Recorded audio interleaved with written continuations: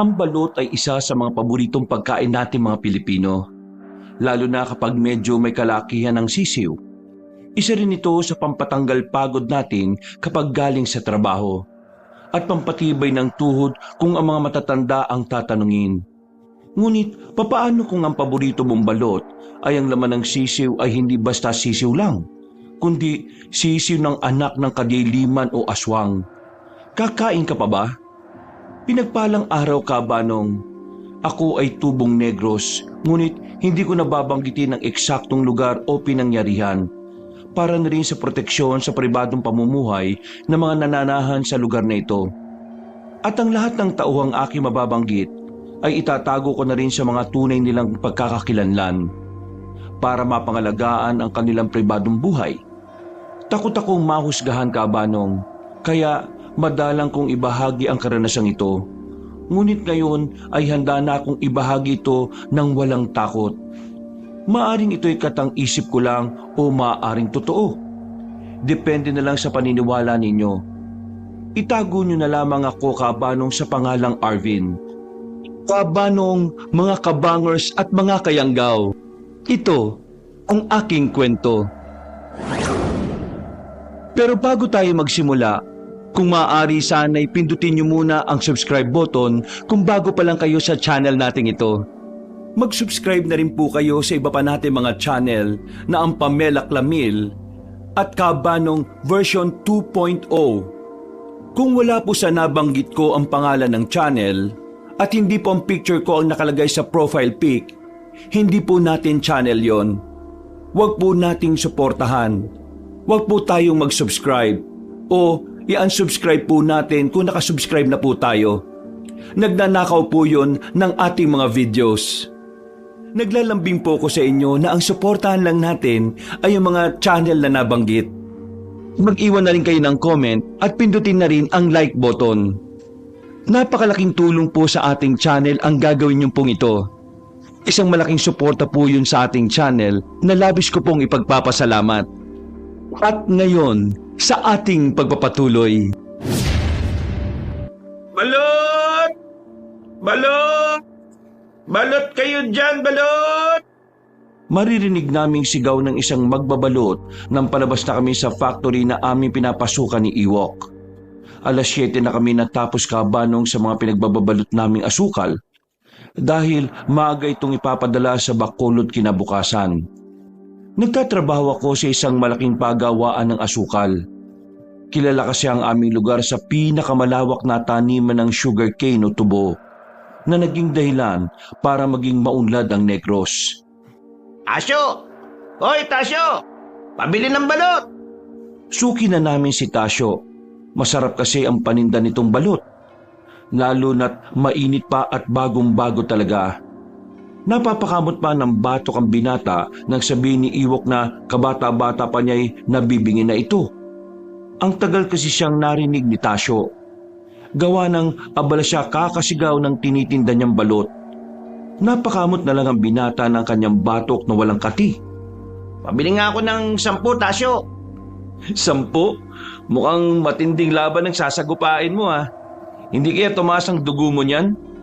Tulig, siyempre uuwian ko rin yung pamilya ko. At isa pa sa mahilig sa balot si tatay. At siya ang nagkuto sa akin ito. Mukhang siya pa nga yatang may matinding laban na kakaharapin eh. Nagtawa na naman kaming dalawa sa sinabi niya. Maya-maya'y naglabasan na rin ang iba naming mga kasamahan na nakasama naming mag-overtime. Makikita sa mukha nila ang pagod sa buong araw ng pagbabalot ng mga asukal. Halos wala na rin kaming pahinga kanina dahil kailangan naming habulin ng oras. Lumapit na rin sila sa amin at bumili na rin ng balot. Tuwang-tuwa naman si Tasyo dahil marami ang bumili sa kanya. Oh, bili na kayo, dali! Masarap tong balot ni Tasyo! Maalat-alat! Natatawa niyang saad sa mga kasamahan ko na ikinatawan na rin namin. Napapakamot lang ang kawawang si Tasyo dahil sa ibang kahulugan niyang naiisip sa sinabi ni Ewok. Utak mo lang madumi, Tas! Utak talaga nito, oh! Ano, wala ba akong discount dyan?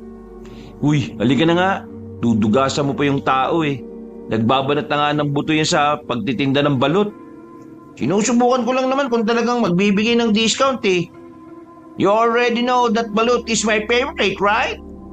Napatingin naman ako kabanong sa kaibigan ko nang nag-English ito. Hindi ko alam kung tama ba yung pinagsasasabi niya o hindi. Wala akong tinapos kabanong dahil sa panahon noon talagang mahirap hanapin ang pera. Kapag magaling kang magsalita ng English noon ay talagang masasabing napakagaling mo na talaga. Elementary lang ang tinapos ko kabanong, kung saan Espanyol ang pangunahing lengguwahe na itinuturo sa paaralan. Madalang lang noon ang English, kaya hindi ko ito masyadong natutunan. Masasabi ko nga kabanong na napakapalad ng mga estudyante ngayon, kung saan ay may kakayahan na silang isatinig anuman ang kanilang isipin, sapagkat binigyan na sila ng kakayahan para sa bagay na yon. Ngunit parang naaabuso rin ng iba ang kalayaang yon. Hindi na nagagamit sa tama. Galing ah. Papalakpak na ba ako? Well, it's up to you, my boy. Tigilan mo na nga ako kaka-English mo. Baka Espanyolin kita eh. Abay, eto naman hindi na mabiro. Tara na nga. Natatawa niya akong inakbayan at nagpatuloy kami sa paglalakad. Isang puro kabanong ang pagitan namin ni Iwok. Kaya mag-isa ko na lang na binabaybay ang daan pa uwi sa amin. Sa panahon noon, hindi pa uso ang flashlight. Tanging gasera pa noon ang ginagamit naming ilaw sa madilim naming daraanan. Tahimik ang paligid. Wala pang buwan sa gabing yun. Puro mga tanim na tubo ang nadaraanan ko. Hindi naman ako natatakot noon kabanong. Hindi rin kasi ako matatakoting tao. Isa pa, hindi naman ako naniniwala sa mga kababalaghan. May naririnig akong mga kwento tungkol sa mga aswang, mga engkanto o mga maligno. Ngunit para sa akin ay kwentong bayan lamang yon na ginawa ng mga matatandang may malilikot na imahinasyon. Mga kwentong bayan kasi ang pinaka-epektibong panakot sa mga kabataan noon para matulog sa tanghali. At isa ko sa mga kabataang naranasan yon. Ako kasi kabanong ang tipo ng tao na di agad naniniwala sa mga bagay na di ko pa naman nakikita. Kailangan ko munang makita bago ko maniwala. Maniniwala lamang ako kapag nakita ko na. Palagi ngang sinasabi sa akin ni Iwok na baka subukin ako ng tadhana at baka di ko kayanin. Ang madalas ko lang nasagot sa kanya kabanong na baka hamunin ko pa ng suntukan ng mga yon kapag nakita ko. Habang naglalakad ako'y pakanta-kanta pa ako. Bitbit ang aking balot at gasera ay binaybay ko ang kalahating metrong kalsada. Bigla akong napahinto kabanong nang may maramdaman akong kumikilos sa may tubuhan. Naganda naman ako dahil baka mga magnanakaw to ng tubo. Uso kasi ang mga nakawa ng tubo sa asyenda, lalo na kapag panahon talaga ng taghirap. Binala kong lapitan ng sino mang magnanakaw nang may marinig akong animoy alulong. Napatras ako bahagya kabanong sa iisiping baka ito na ang mga sinasabi nilang aswang. Napatras ako bahagya kabanong nang kakaiba na talaga ang aking naririnig. Habang patagal ng patagal ay palakas ng palakas ang mga alulong. Pinakinggan ko pang mabuti ang mga narinig ko. Medyo kakaiba kasi. Naisip ko pa kabanong na bakit parang kakaiba ang alulong na naririnig ko. Hindi yata ito alulong ng aswang kundi isang ungol. Nanguha ko ng mga putol na sanga. Pinalo-palo ko pa sa hangin kung gaano kalakas ang tunog. Nang masiguro kong malakas, ibig sabihin ay matigas ang sanga na nakuha ko. Pumasok ako sa tubuhan. Dahan-dahan pa ako kabanong at nang malapit na ako sa kinaroroonan ng ungol ay nanlaki ang mga mata ko. Hindi pala aswang kabanong kundi mga taong nag-aaswangan. Mga linti kayo! Wala ba kayong mga delikadesa sa mga balat ninyo? Hindi na kayo nahiya? Saad ko at walang habas ko silang pinagpapapalo.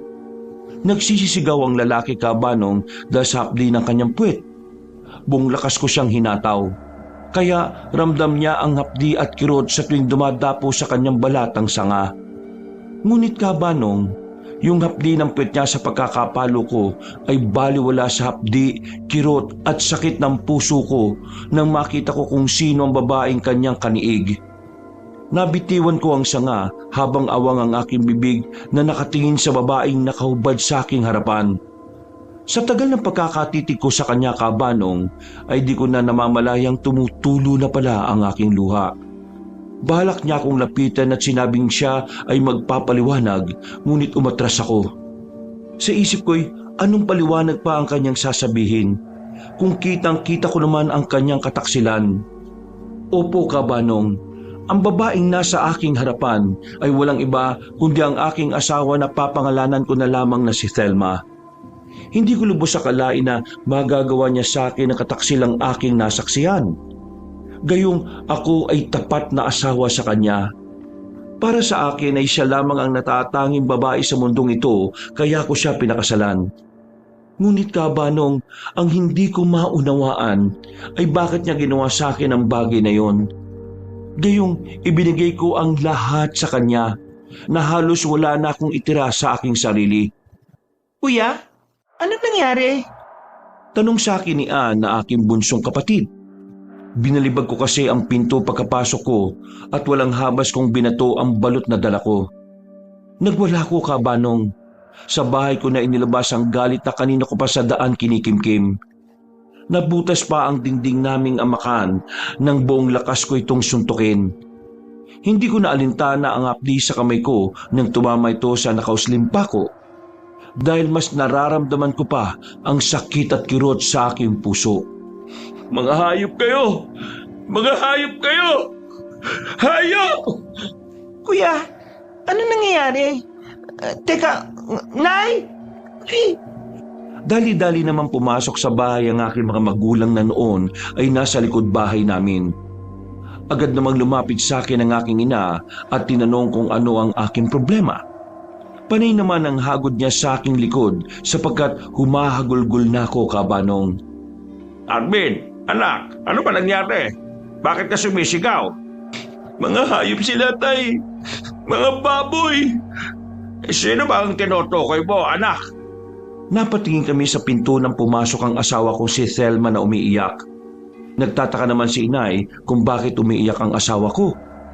Nabahala naman sila kung ano ang nangyayari kaya tinanong ako ni inay. Nilingon ko si inay na nakayakap sa aking asawang humahagulgol. Naisip ko noon siya pa ang may ganang humagulgol samantalang siya itong nagloloko. Palayasin niyo ang babaeng yan! Halos pigil na galit kong sabi sa kanila. Nagtataka naman si Itay sa nangyayari. Napabuntong hininga muna siya sa kasinabing kumalma kami para sabihin kung ano ang nangyari. Ngunit, Kabanong, hindi ko kayang ikalma ang sarili ko. Para sa akin, ito ang pinakamasakit na dagok ng buhay ko. Ito na ang pinakamasamang pagsubok na natanggap ko. Magaling kong asawa. Bakit hindi ka magsabi sa mga magulang ko sa ginawa mo? Imbis na magsalita siya ay humagulgol siya. Panay ang paghingi niya ng tawad. Habang gusto niya akong hawakan. Hindi ko siya hinayaan, Kabanong, na madampian man lang ang balat ko. Sapagkat sa panahong yun ay tunay na nasusuklam ako sa kanya. Sandali nga. Ano ba talaga nangyari sa inyong dalawa, ha? Thelma, ano ba nangyari? Ano ba ang pinag-awayan niyong mag-asawa? Halos sunod-sunod na tanong ni Ama sa kanya na ang tanging sagot lang ni Thelma ay paulit-ulit na paghingi ng tawad. Nag-init, Kabanong, ang ulo ko sa kanya. Kaya dinuro ko siya at muntik ko pang masaktan. Pinigilan lamang ako ni Itay. Sinabi niyang gaano man kalaki ang kasalanan ng isang babae ay hindi ko umano dapat pagbuhatan ng kamay. Ikinuyong ko na lang ang aking palad at walang habas na isinuntok sa aparador na nasa aking harapan. Huwag ka na paulit-ulit humingi ng tawad. Dahil ang ginawa mo ay walang kapatawaran. Hayop ka, pati kapatid ko, ginagago niyong dalawa ni Ruel. Napatingin sa akin ang kapatid ko na parabang humihingi ng paliwanag. Napatingin rin siya kay Thelma na naghihintay ng paliwanag at nababanaag mo sa mata ng kapatid ko ang magkahalong kaba at katanungan. Kuya, ano ka mga sinasabi mo? Ate, ano ba nangyayari? Sabi mo na sa kanya, Sabihin niyo kung anong ginawa niyo kababuyan sa tubuhan. Sabihin mo na! Mga hayop kayo! Humagulgol ako. Napagod na ako kaya napaupo ako habang umiiyak, Kabanong. Talagang hindi ko kinaya ang sakit na nararamdaman ko. Ginawa ko naman ang lahat. Ngunit ano pa ba ang kulang sa relasyon naming dalawa? Wala akong nagawa ng pagsasasampalin ni Ann si Thelma. Hinayaan ko ang kapatid kong saktan siya. Naisip kong di ko man magawa na siya ay sapakin, kahit papaano'y makaganti ako sa pamamagitan ng aking kapatid. Napatingin lang ako sa kanya, Kabanong, habang pinaghahampas ng aking kapatid. Wala akong naramdamang awa para sa kanya sa mga oras na yun. Hayop ka, at hayop ka. Katiwalaan kita. Ang hindi mo. Bakit si Ruel pa? Bakit ikaw pa? Thelma, bakit mo nagawa to? Napatayo ako at pumasok sa silid naming mag-asawa. Ilang minuto rin ako sa loob.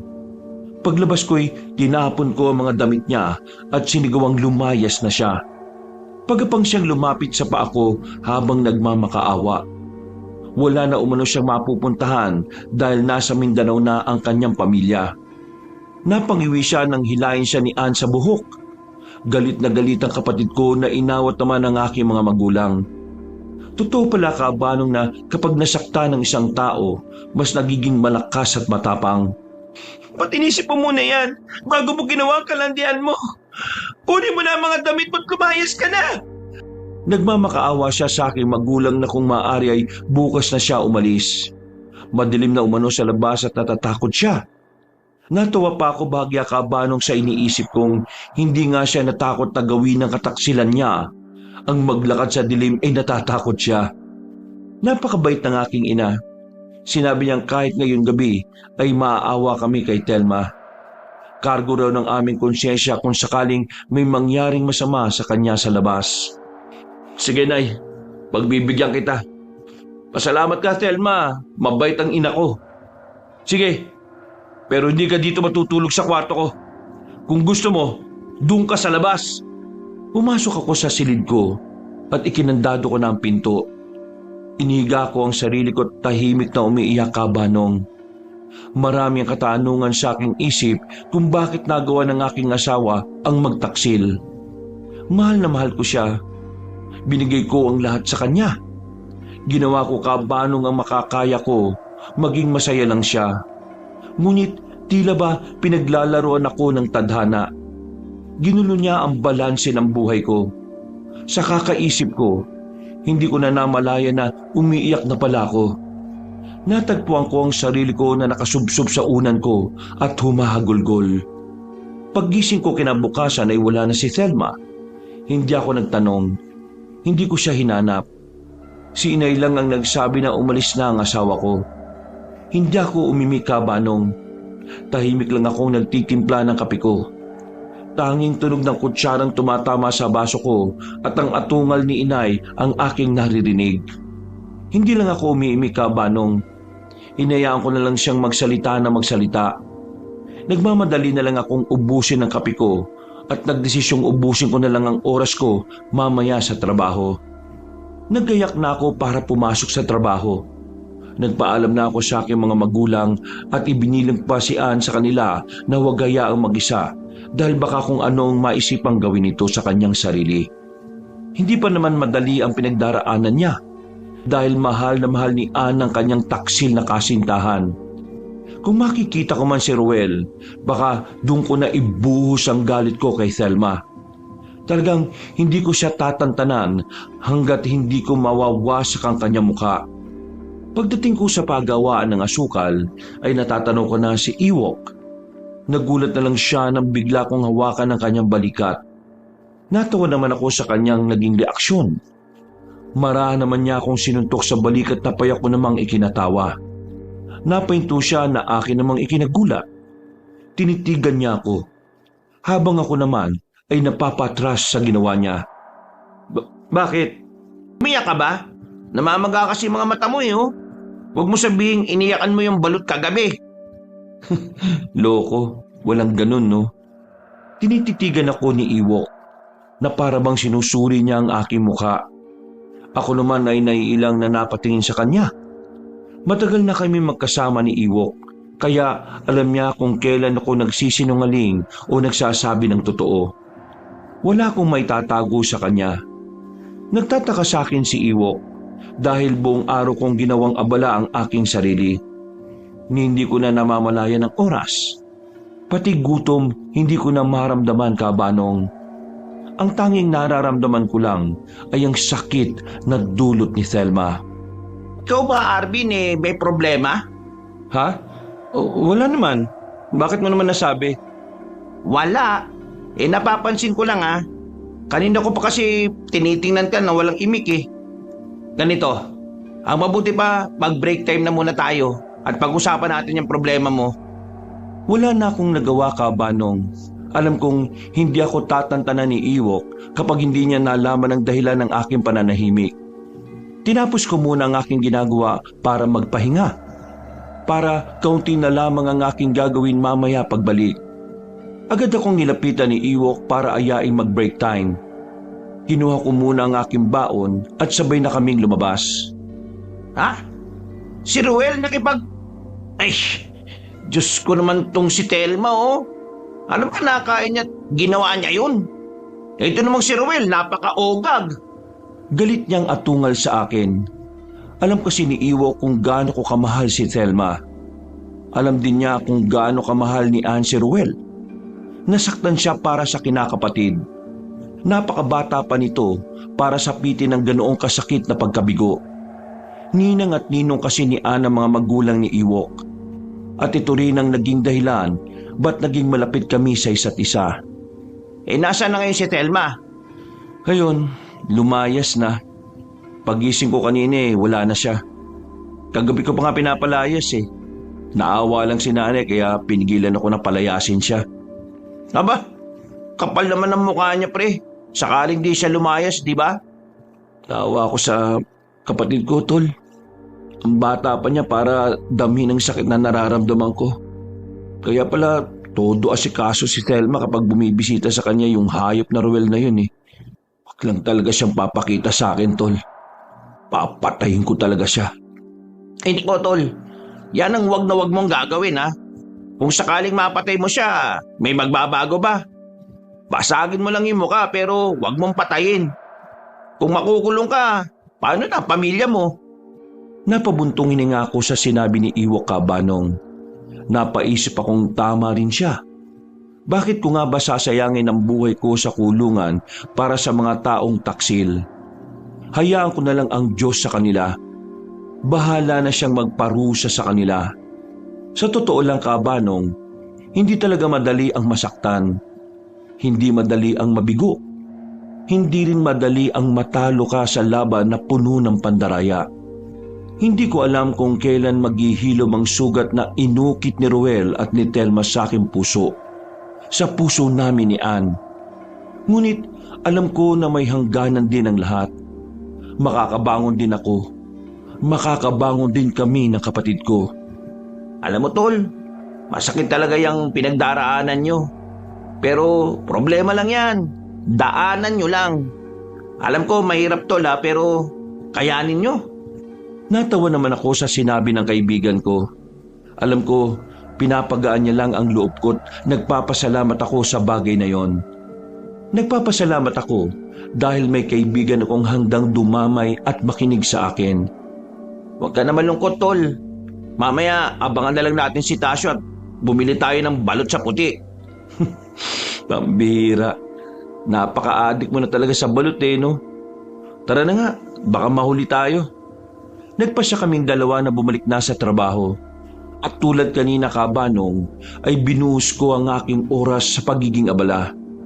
Gusto ko palagi akong abala para makalimutan ko ang nangyari sa akin. Sa tuwing hihinto kasi ako, parang humihinto rin sa pagtibok ang puso ko. Naalala ko kasi ang nangyari nung gabi. Hindi ako nabigo, Kabanong, na gawing abala ang aking sarili. Hindi ko na kasi namalayan ng oras. Kung di pa ako tinawag ni Ewok, ay hindi ko malalamang uwian na pala. Napatingin ako sa orasan at mag-aalas 4 na pala. Sinabihan ko si Ewok na aayusin ko lang ang gamit ko. Sinabi naman niyang maghihintay lang siya sa labas.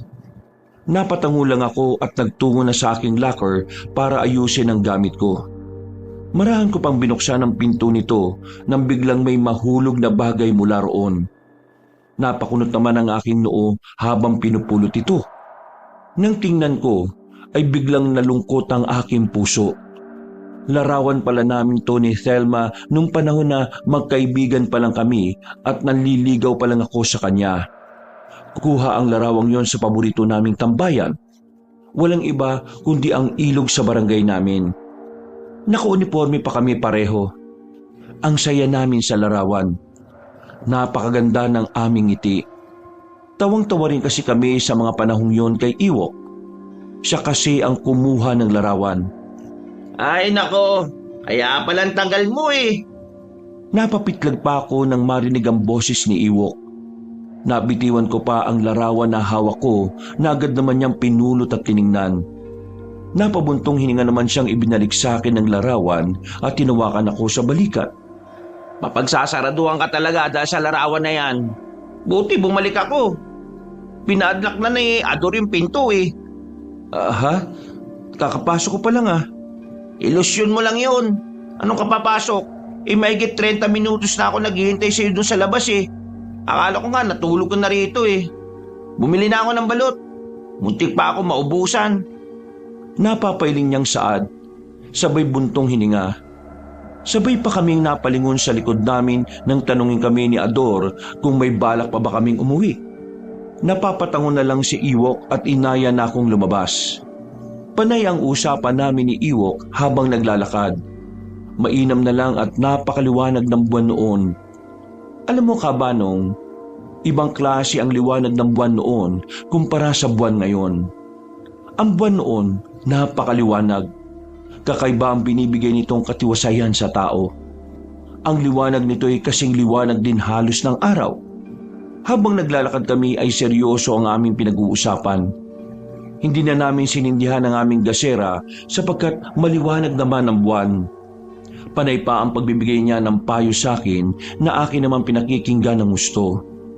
Maayos naman kasi ang payo niya at walang halong pambuburaot sa akin. Habang naglalakad kami, ay nakasalubong namin si Ruel kasama si Thelma. Parang nahinto ang mundo at ang oras sa pagitan naming apat Kabanong. Napakaganda ng kanilang mga ngiti na akala mo'y nakamit nila ang tagumpay. Nag-init ang ulo ko sapagkat habang nawawasak ang buong sistema ko'y naririto sila't masayang-masaya na parang walang kataksilang nangyayari. Hindi ako makakilos Kabanong. Parang naistatwa ako sa aking kinatatayuan. Gusto ko kumilos ngunit hindi ko magawa na parang binabangungot ako ng gising. Aba, hindi lang pala makapal ang mukha mong hayop ka. Makapal din pala ang apog at tungol mo. Gago ka pala eh. Natauhan na lang ako nang biglang sugurin ni Iwok si Ruel at walang habas na pinagsususuntok. Panay naman ang sigaw ni Thelma ng tama na. Ngunit hindi siya pinakikinggan ni Iwok at nakipagsuntukan ito kay Ruel. Nagbalik lang ako sa aking sarili nang makita kong halos magpatayan na silang dalawa. Hayop ka! Mahal na mahal ko ang kinakapatid ko. Kung alam ko lang nasasaktan mo lang pala siyang hayop eh. Di na sana kita pinakilala, buwisit ka! Dati kasing magkaklase si Iwok at Ruel Kabanong at siya rin ang nagpakilala rito kay Ann. Mabait naman kasi si Ruel nung una, kaya naging panatag lang kami na siya ang maging kasintahan ni Ann. Hindi naman kasi namin alam na manloloko pala ang lalaking yun. At ang masama pa, ang asawa ko ang kasama niyang nagloko at sakta ng kapatid ko. Walang iya ka! Tandaan mo, may araw ka ring hayop ka! Sinugod ko na rin si Ruel Kabanong. Animoy sinapian na ako ng demonyo dahil muntikan ko na siyang mapatay. Demonyo na ang tingin ko sa kanya. At sa kanya ko na rin ibinuhos ang lahat ng galit ko. Kung ako lang ang nasaktan, ay baliwala sa akin ang lahat Kabanong. Hindi ko na sila papatulan, ngunit ang masakit ay kasama ang kapatid ko sa kalukuhan nilang dalawa. Tol, tama na! Baka mapatay mo yung hayop na yan! Tama na! Natigilan lang ako nang humarang na si Thelma na umiiyak. Masama ko na lang siyang tinitigan. Napatingin pa ako sa purong dugo ng mukha ni Ruel. Inilapit ko bahagya ang mukha ko sa kanya na ikinayakap sa akin ni Thelma para pigilan ako na huwag saktan ng kalaguyo niya. Tandaan mo to, ninyong dalawa. Darating ang araw na pagbabayaran yung ginawa nyo. Nahuli lang ang karma. Pero alam kong darating siya para ipalasap sa inyo ang sakit at pait na dinanas namin ng kapatid ko. Hintayin nyo lang! Tinanggal ko ang kamay ni Thelma na nakayakap sa bewang ko at malakas siyang tinulak kay Ruel. Dahilan para matumba silang dalawa. Magsama kayo! Bagay naman kayong mga manloloko eh! Tahimik lang kami ni Iwok hanggang sa makarating kami sa bahay. Nagulat na lamang ako nang sabihin ng nanay ko na mainam umano at nakadalo siya sa amin. Maging siya ay nagulat kung bakit siya naroon, Kabanong. Para bang pareho kaming wala sa sarili habang naglalakad at pati siya'y nakarating na rin sa bahay namin. Ano ginagawa ko dito? Nandito ako. Pakamot-kamot pa siya sa batok niya kahit hindi naman makati. Ako man ay parang matatawa sa nangyari. Hindi ko rin kasi namalaya na hanggang sa bahay ay nakasunod siya sa akin. Abay, ayos ka lang bang bata ka? Ayos lang ho, tay. Balato pala. Kainin natin. Saad niya saka pumasok na sa bahay. Hinanap pa niya si Ann. Ang sabi ni inay, nasa silid niya at nagmumukmok. Napapailing naman si Iwok na kinatok ang silid ng kapatid ko. Hindi niya ito tinantanan hanggang hindi ito lumalabas. Bakit ba? Anong bakit ba? Lumabas ka dyan. Halika't may balot akong dala.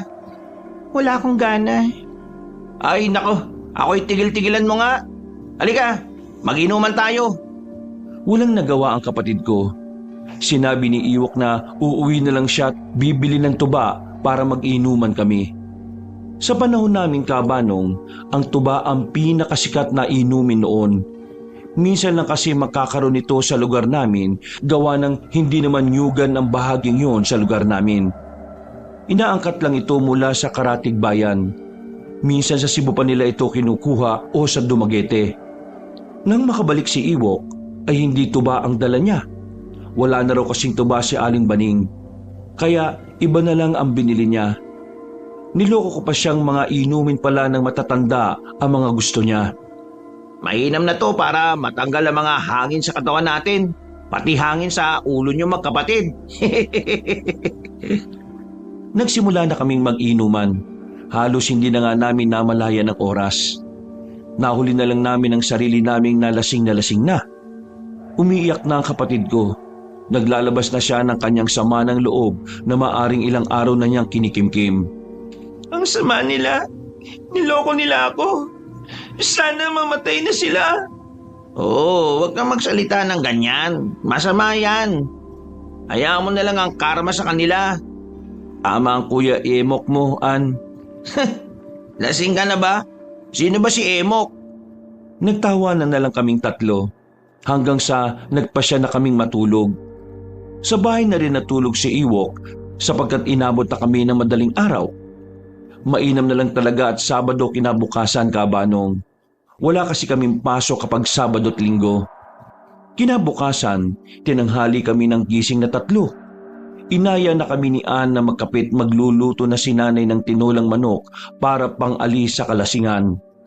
Agad naman ako nagtimpla at isinama ko na rin si Iwok.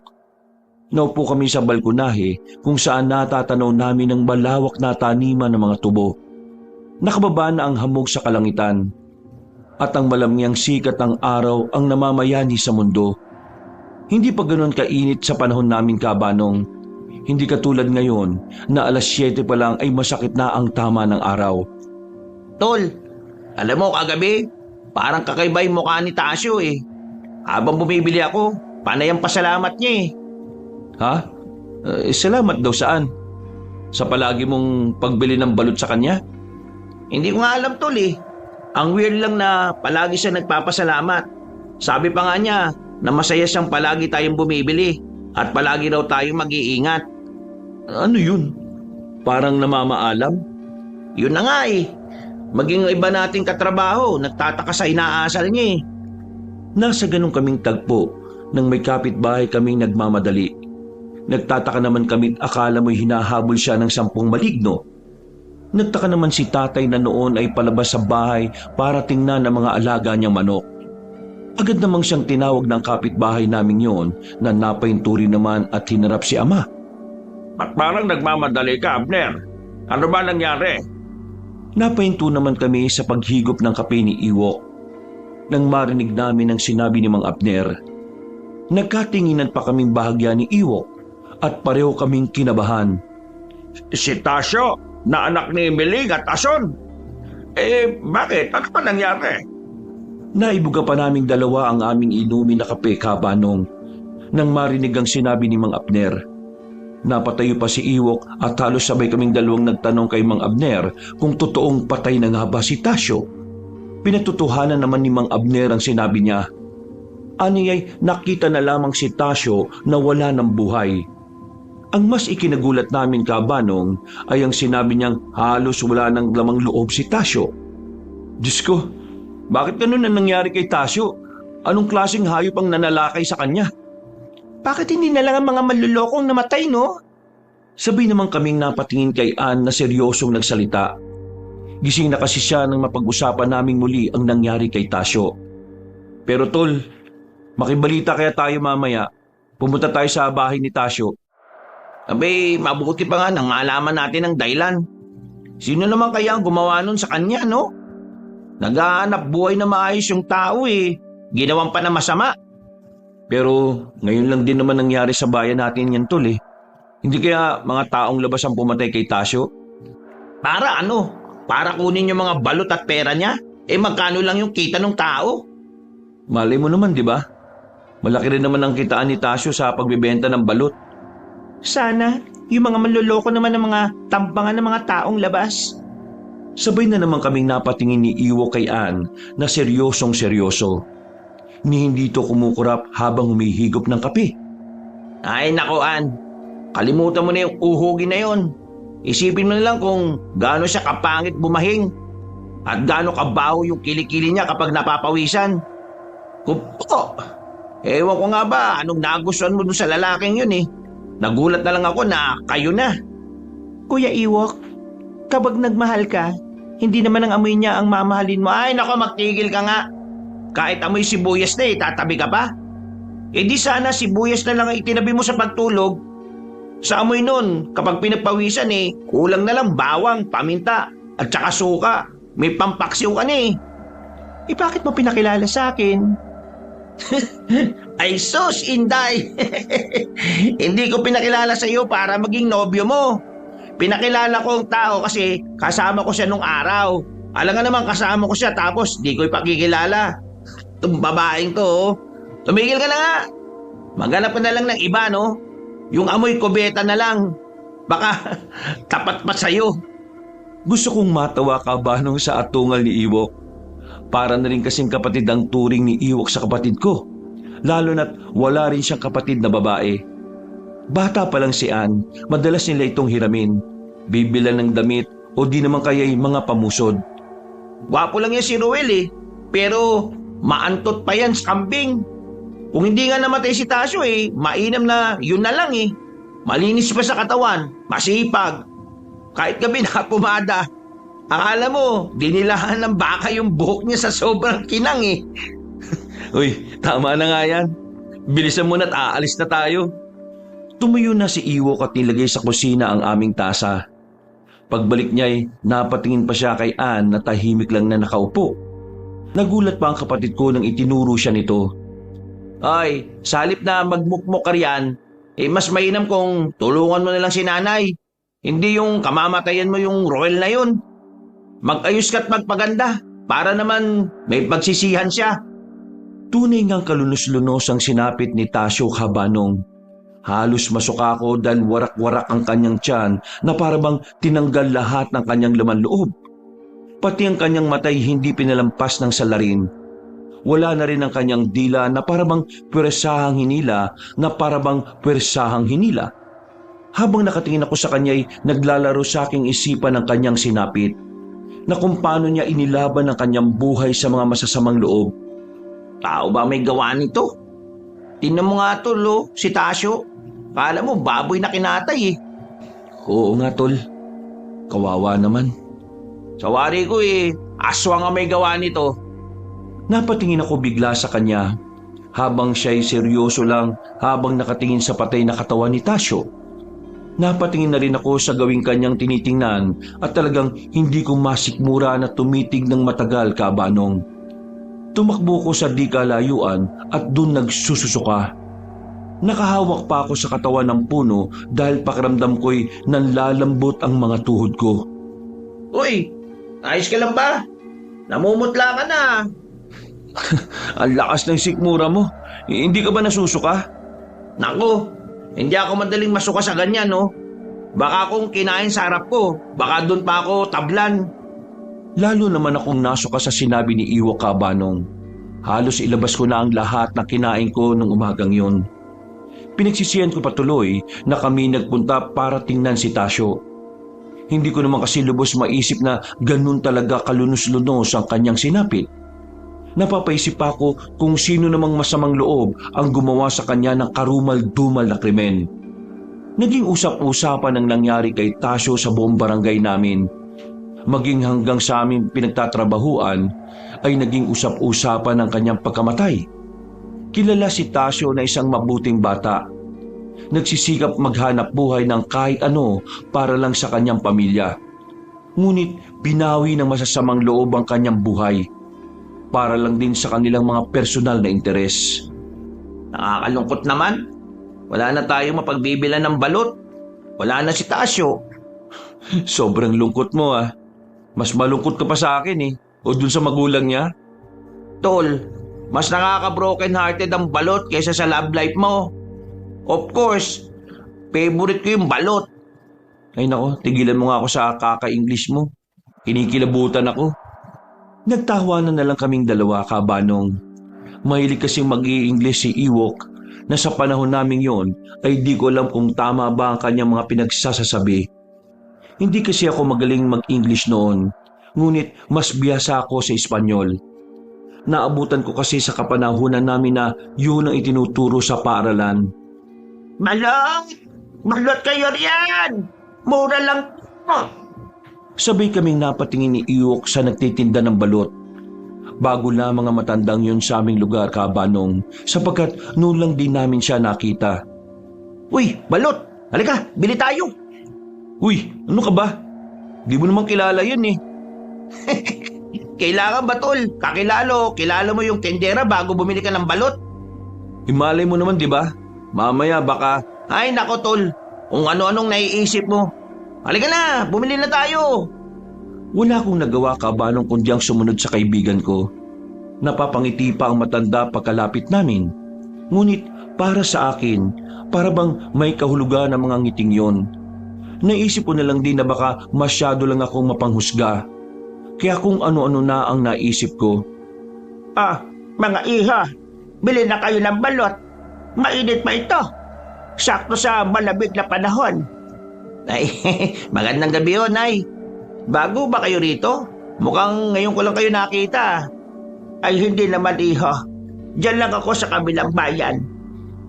Maaring bago ko rito sa inyong barangay. Ngunit, dito na ako sa bayang ito pinanganak. Mukhang hindi talaga kami palagala ng kaibigan ko, Nay.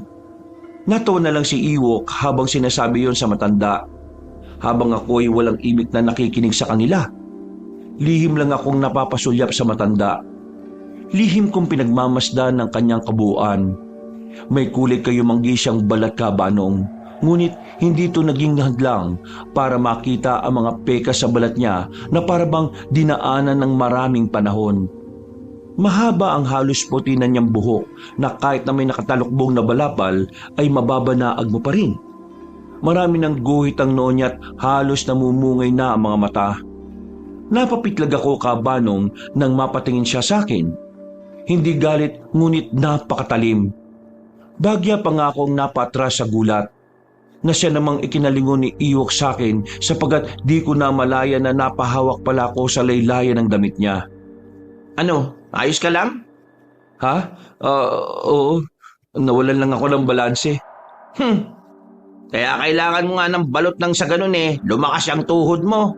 Bumili ka na, para maging malakas ka. Napapailing na lang ako, kabanong. Nahihiya naman akong hindi bibili. Isa pa'y paborito ni Ann ang balot. Ilang linggo na rin siyang di nakakakain kaya pasasalubungan ko na lang siya. Dumukot ako sa bulsa ko ng barya at bumili ng isa. Tinanong pa ako na matanda kung ako lang ba ang kakain sa aking biniling balot. Ay, hindi po, Nay. Para po ito sa kapatid ko. Paborito po kasi niya ang balot eh. Ay, ganun ba? Mas masarap kainin niyan kapag mainit pa. Oo nga po. Matapos namin bumili ay nagpasya na kaming umuwi na 2. Napapailing pa ako sa katakawan ni Ewok sa balot. Kumain muna siya ng 3 bago umuwi. Nagulat pa ako nang sabihin niyang bumili pa siya ng isa pa para sa kanya. Dahil ayaw niyang mainggit sa mga kasamahan sa bahay nila kapag kumakain sila. Hindi ba nananakit ang batok mo kakakain mo niyan? Mas puputok ang bato ko sa inggit mamaya kung hindi ako kakain uli. Natawa na lang ako sa sinabi niya, kabanong, na ikinatawa rin niya. Nagpaalaman na kaming 2 na makarating na siya sa daan ng kanilang purok. Kahit 4:00 na ay medyo mataas pa rin naman ang araw. Kumuhay pa ako sa kanya, kabanong, ngunit medyo natigilan ako dahil pakiramdam ko'y may kakaiba kay Ewok. Napakaganda ng kanyang mga ngiti at pakiramdam ko'y nagliliwanag siya habang kumakaway sa akin.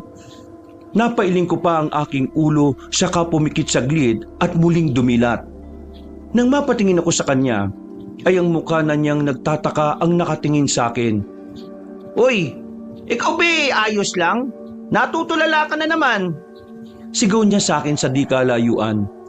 Napatango naman ako, kabanong, at kumaway na rin ako sa kanya. Hinatid ko pa siya ng tingin habang papalayo siya. Napahawak pa ako bigla sa dibdib ko dahil napakalakas ng kabog nito. Para bang may mga nag-uunahang daga sa sobrang kaba ko. Muli ko pa siyang tiningnan. Masaya siyang naglalakad habang daladala ang kanyang biniling balot. Bakit ba parang kinakabahan ako? Ano ba itong nararamdaman ko? Napabuntong hininga na lamang ako at nagpasya ng umuwi, kabanong.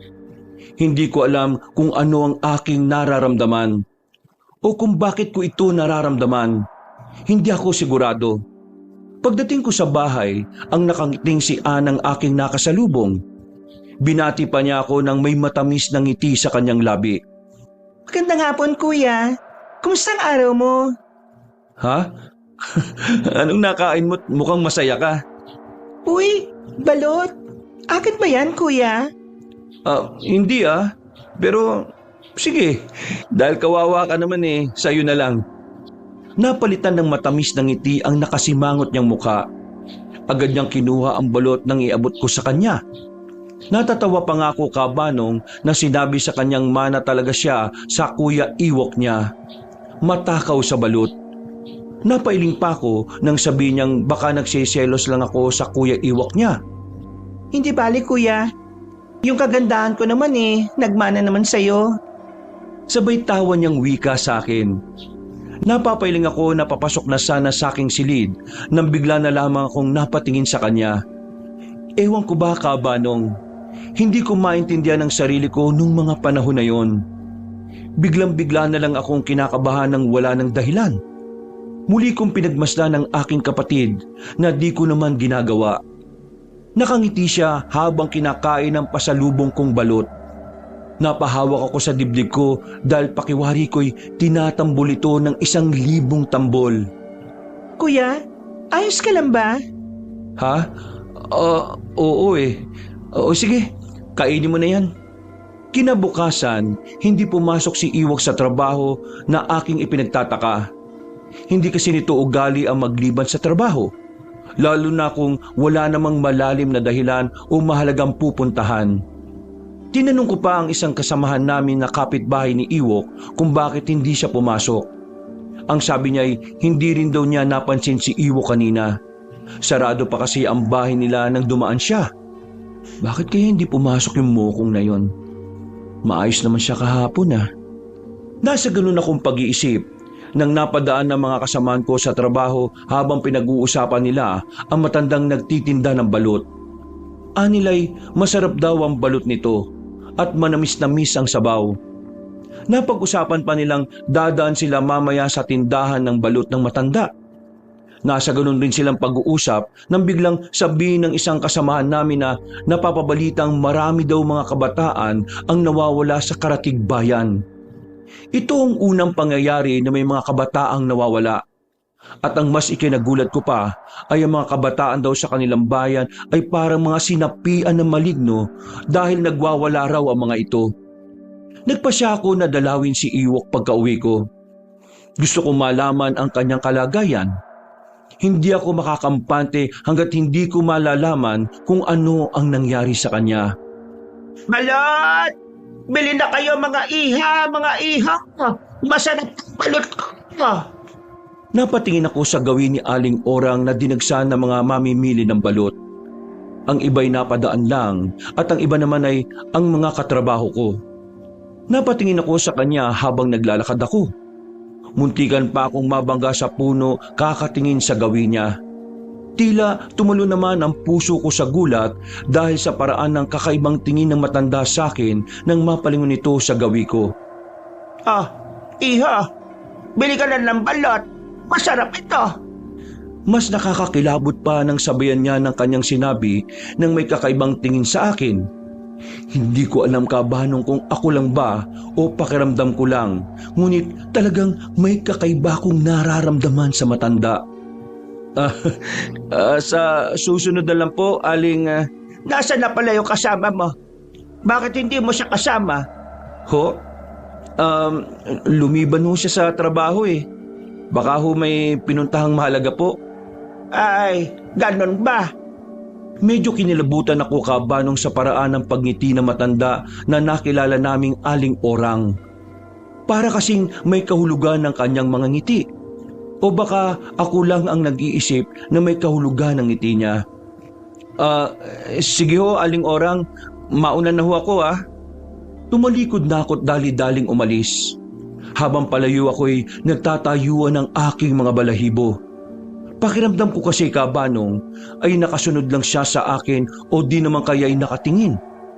Gusto kong lumingon para sana siguraduhin kung nakatingin ba siya sa akin o hindi. Ngunit mas nanaig sa akin ang wag na lamang siyang lingunin. Baka kasi paglingon ko'y nakatingin siya sa akin ng matalim habang nakangiti. Ganyan tumakbo ang imahinasyon ko noong mga oras na yon kabanong. Nang makarating ako sa bahay nila Ewok, ay natatanaw ko na ang kanyang mga magulang na nagsisiga sa labas. Nagmano agad ako nang makalapit ako sa kanila. Natuwa naman si Nanay Emilia nang makita ako. Tinanong pa niya kung kumusta na ang mga magulang ko.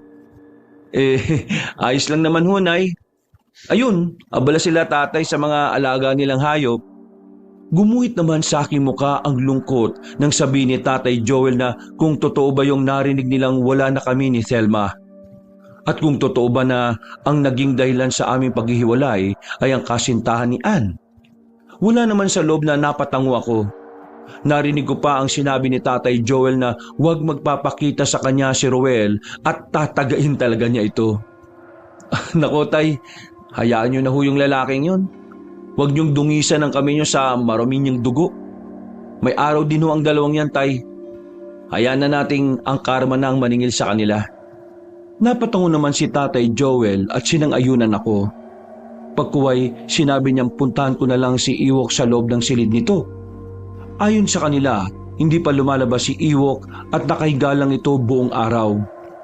Hindi pa nga raw ito kumakain buhat kaninang umaga. Palagi raw nito sinasabi na wala siyang gana. Kumatok ako ng 2 beses bago pumasok sa silid ni Ewok.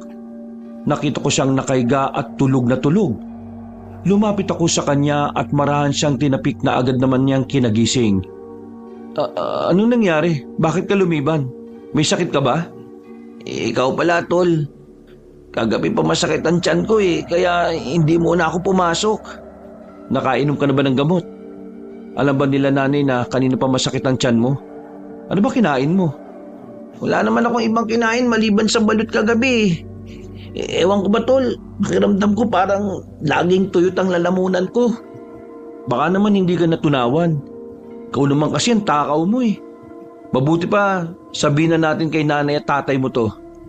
Ayaw pa sana ni Iwok Kabanong sapagkat ayaw niya makaperwisyo sa mga magulang. Ngunit huli na dahil narinig na ni Tatay Joel at Nanay Emilia ang sinabi niya. Tinanong siya ni tatay kung anong nangyari sa kanya na sinabi niyang masakit lang ang kanyang tiyan. Sinabi naman ng ama na pupuntahan niya si Mang Poldo para ipagamot si Iwok. Nareno kaya si Mang Poldo, tay? Balita ko marami siyang ginagamot sa Dumaguete. Sinabi naman ni Tatay Joel na nabalitaan niya kauuwi lang ni Mang Poldo mula sa Dumaguete. At kailangan na maabutan namin siya bago pa siya makaalis. Abala kasi palagi ang matanda dahil marami ang nagpapagamot sa kanya. Agad na tinawag ni Tatay Joel ang kapatid ni Iwok at sinabing sasamahan siyang sundiin ng matanda. Tapos, nasa ganun kaming tagpo nang bigla na lang sumigaw si Iwok na amin namang ikinagulat. Nataranta naman si Nanay Emilia nang makitang halos namutla na si Iwok. Aray ko, tay. Parang hinahalo ko yung tiyan ko. Pakiramdam ko, uhaw na uhaw ako Parang may gusto kong kainin na hindi ko alam kung ano. Iwok, tisi mo ang sakit. Baka naman hindi ka lang natunawan. Huwag ka mag-alala. Baka naman maabutan nila tatay si Mang Poldo at gagamutin ka na niya. Walang inaksayang oras si Tatay Joel at ang kapatid ni Iwok. Agad silang umalis upang sunduin si Mang Poldo. Bago kasi umalis si Tatay Joel, sinabi niyang may kakaiba sa anak na kailangang ipagamot ka agad. Tol, parang may nag-aaway na bulati sa tiyan ko. Napakasakit. Baka nasobrang ka lang sa balot. Ikaw naman kasi, basta balot talaga, para kang sian. Napatawa naman si Iwok sa sinabi ko. Ngunit pagkuway, namilipit na naman siya sa sakit. Nag-alala tuloy ako sa kanya, Kabanong, dahil hindi naman sakiting tao si Iwok. Sabi ko nga, siya ang may pinakamalaking tungol sa amin dahil kahit anong kainin niya, kasya sa tiyan niya. Napatingin ako sa kanya na may sinabi siya sa akin tungkol sa kakaiba raw niyang panaginip. May isang matanda raw sa gitna ng mga nagtitipon-tipon at isa daw ako sa mga naroon. Malinaw talaga to lang sinabi ng matanda sa panaginip ko Ani uminom kayo ng dugo at kumain ng laman ng tao. Nang sa ganun mabubuhay kayo hanggat gusto nyo. Kayo ay magiging immortal at mabubuhay ng walang hanggan. Hindi ba ang weirdo? Nakakatakot. Aray! Tiyan ko!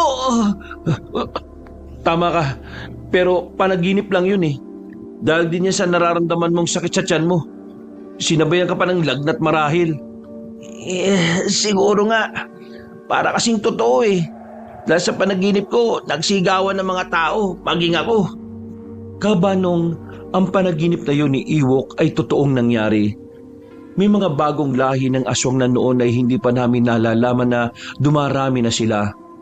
Mga bagong sibol ng aswang na hayok sa laman at dugo ng tao. Kadalasan sa kanila'y sapilitang hinawakan. Habang ang iba'y ginusto talagang maging aswang dahil sa mabulaklak na salita na nanghawa sa kanya. Arvin, ikaw nga ay magtungo sa silid ng kapatid mo at kausapin siya. May kinakabahan na ako sa batang yan Lagi na lang nagmumukmuk sa loob ng kanyang silid.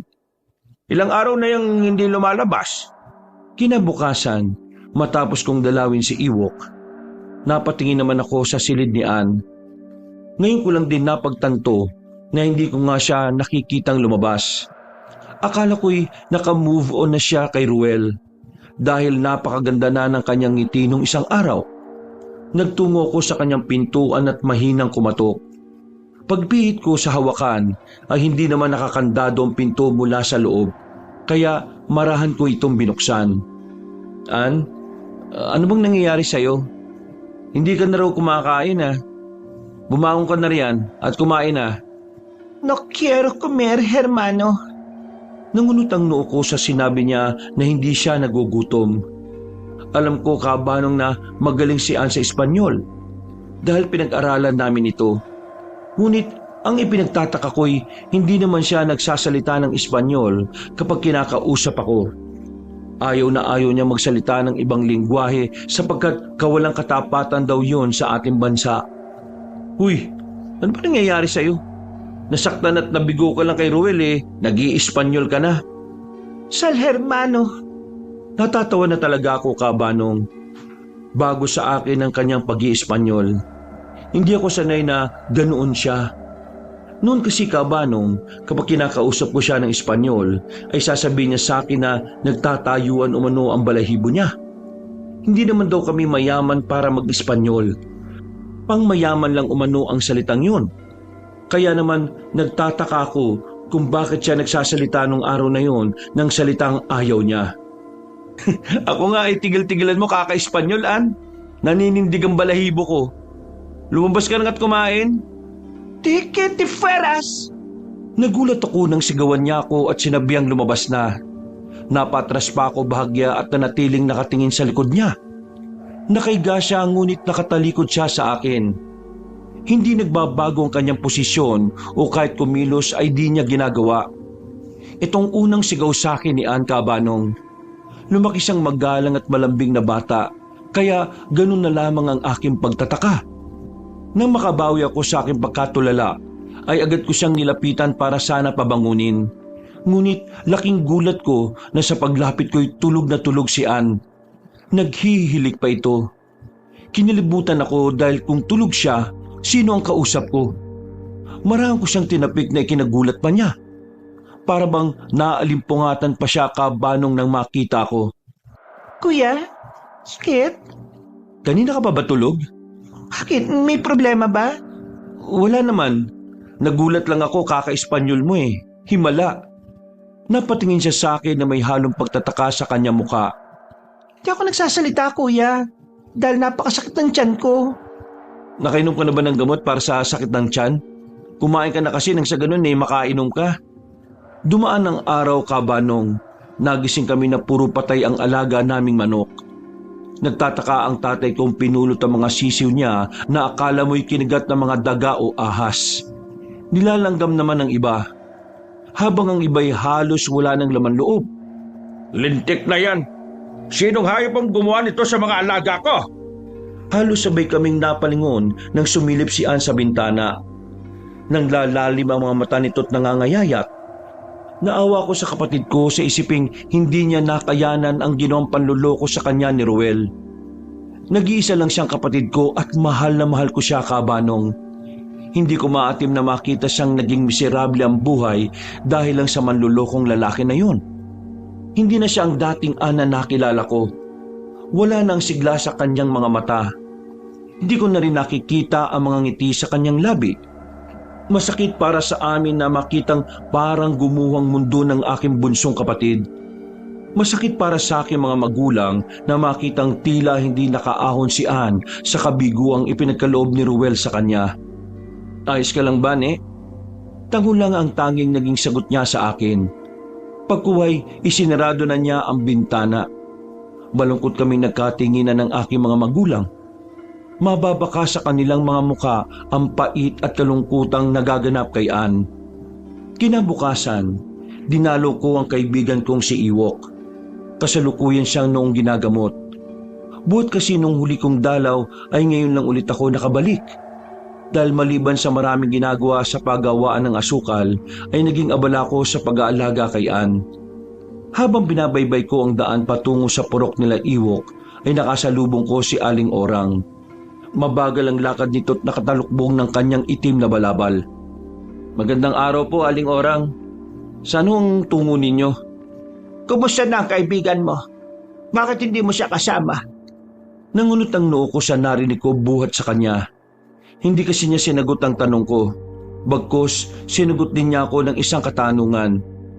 Ho? Ayos lang naman ho. Katunayan po niyan dadalawin ko siya para kumustahin ang naging takbo ng kanyang gamutan po. Kabanong, hindi ko alam kung guni-guni ko lang pero nakita ko po kung papaanong nagbago ang kanyang reaksyon. Hindi ako maaaring magkamali. Alam kong totoo ang aking nakitang galit sa kanyang muka. Gamutan? Ginagamot siya? Oo. Bakit to, Aling Orang? May problema ho ba? Nagbago naman ang kanyang reaksyon, Kabanong. Mula sa galit ay napalitan ito ng ngiti.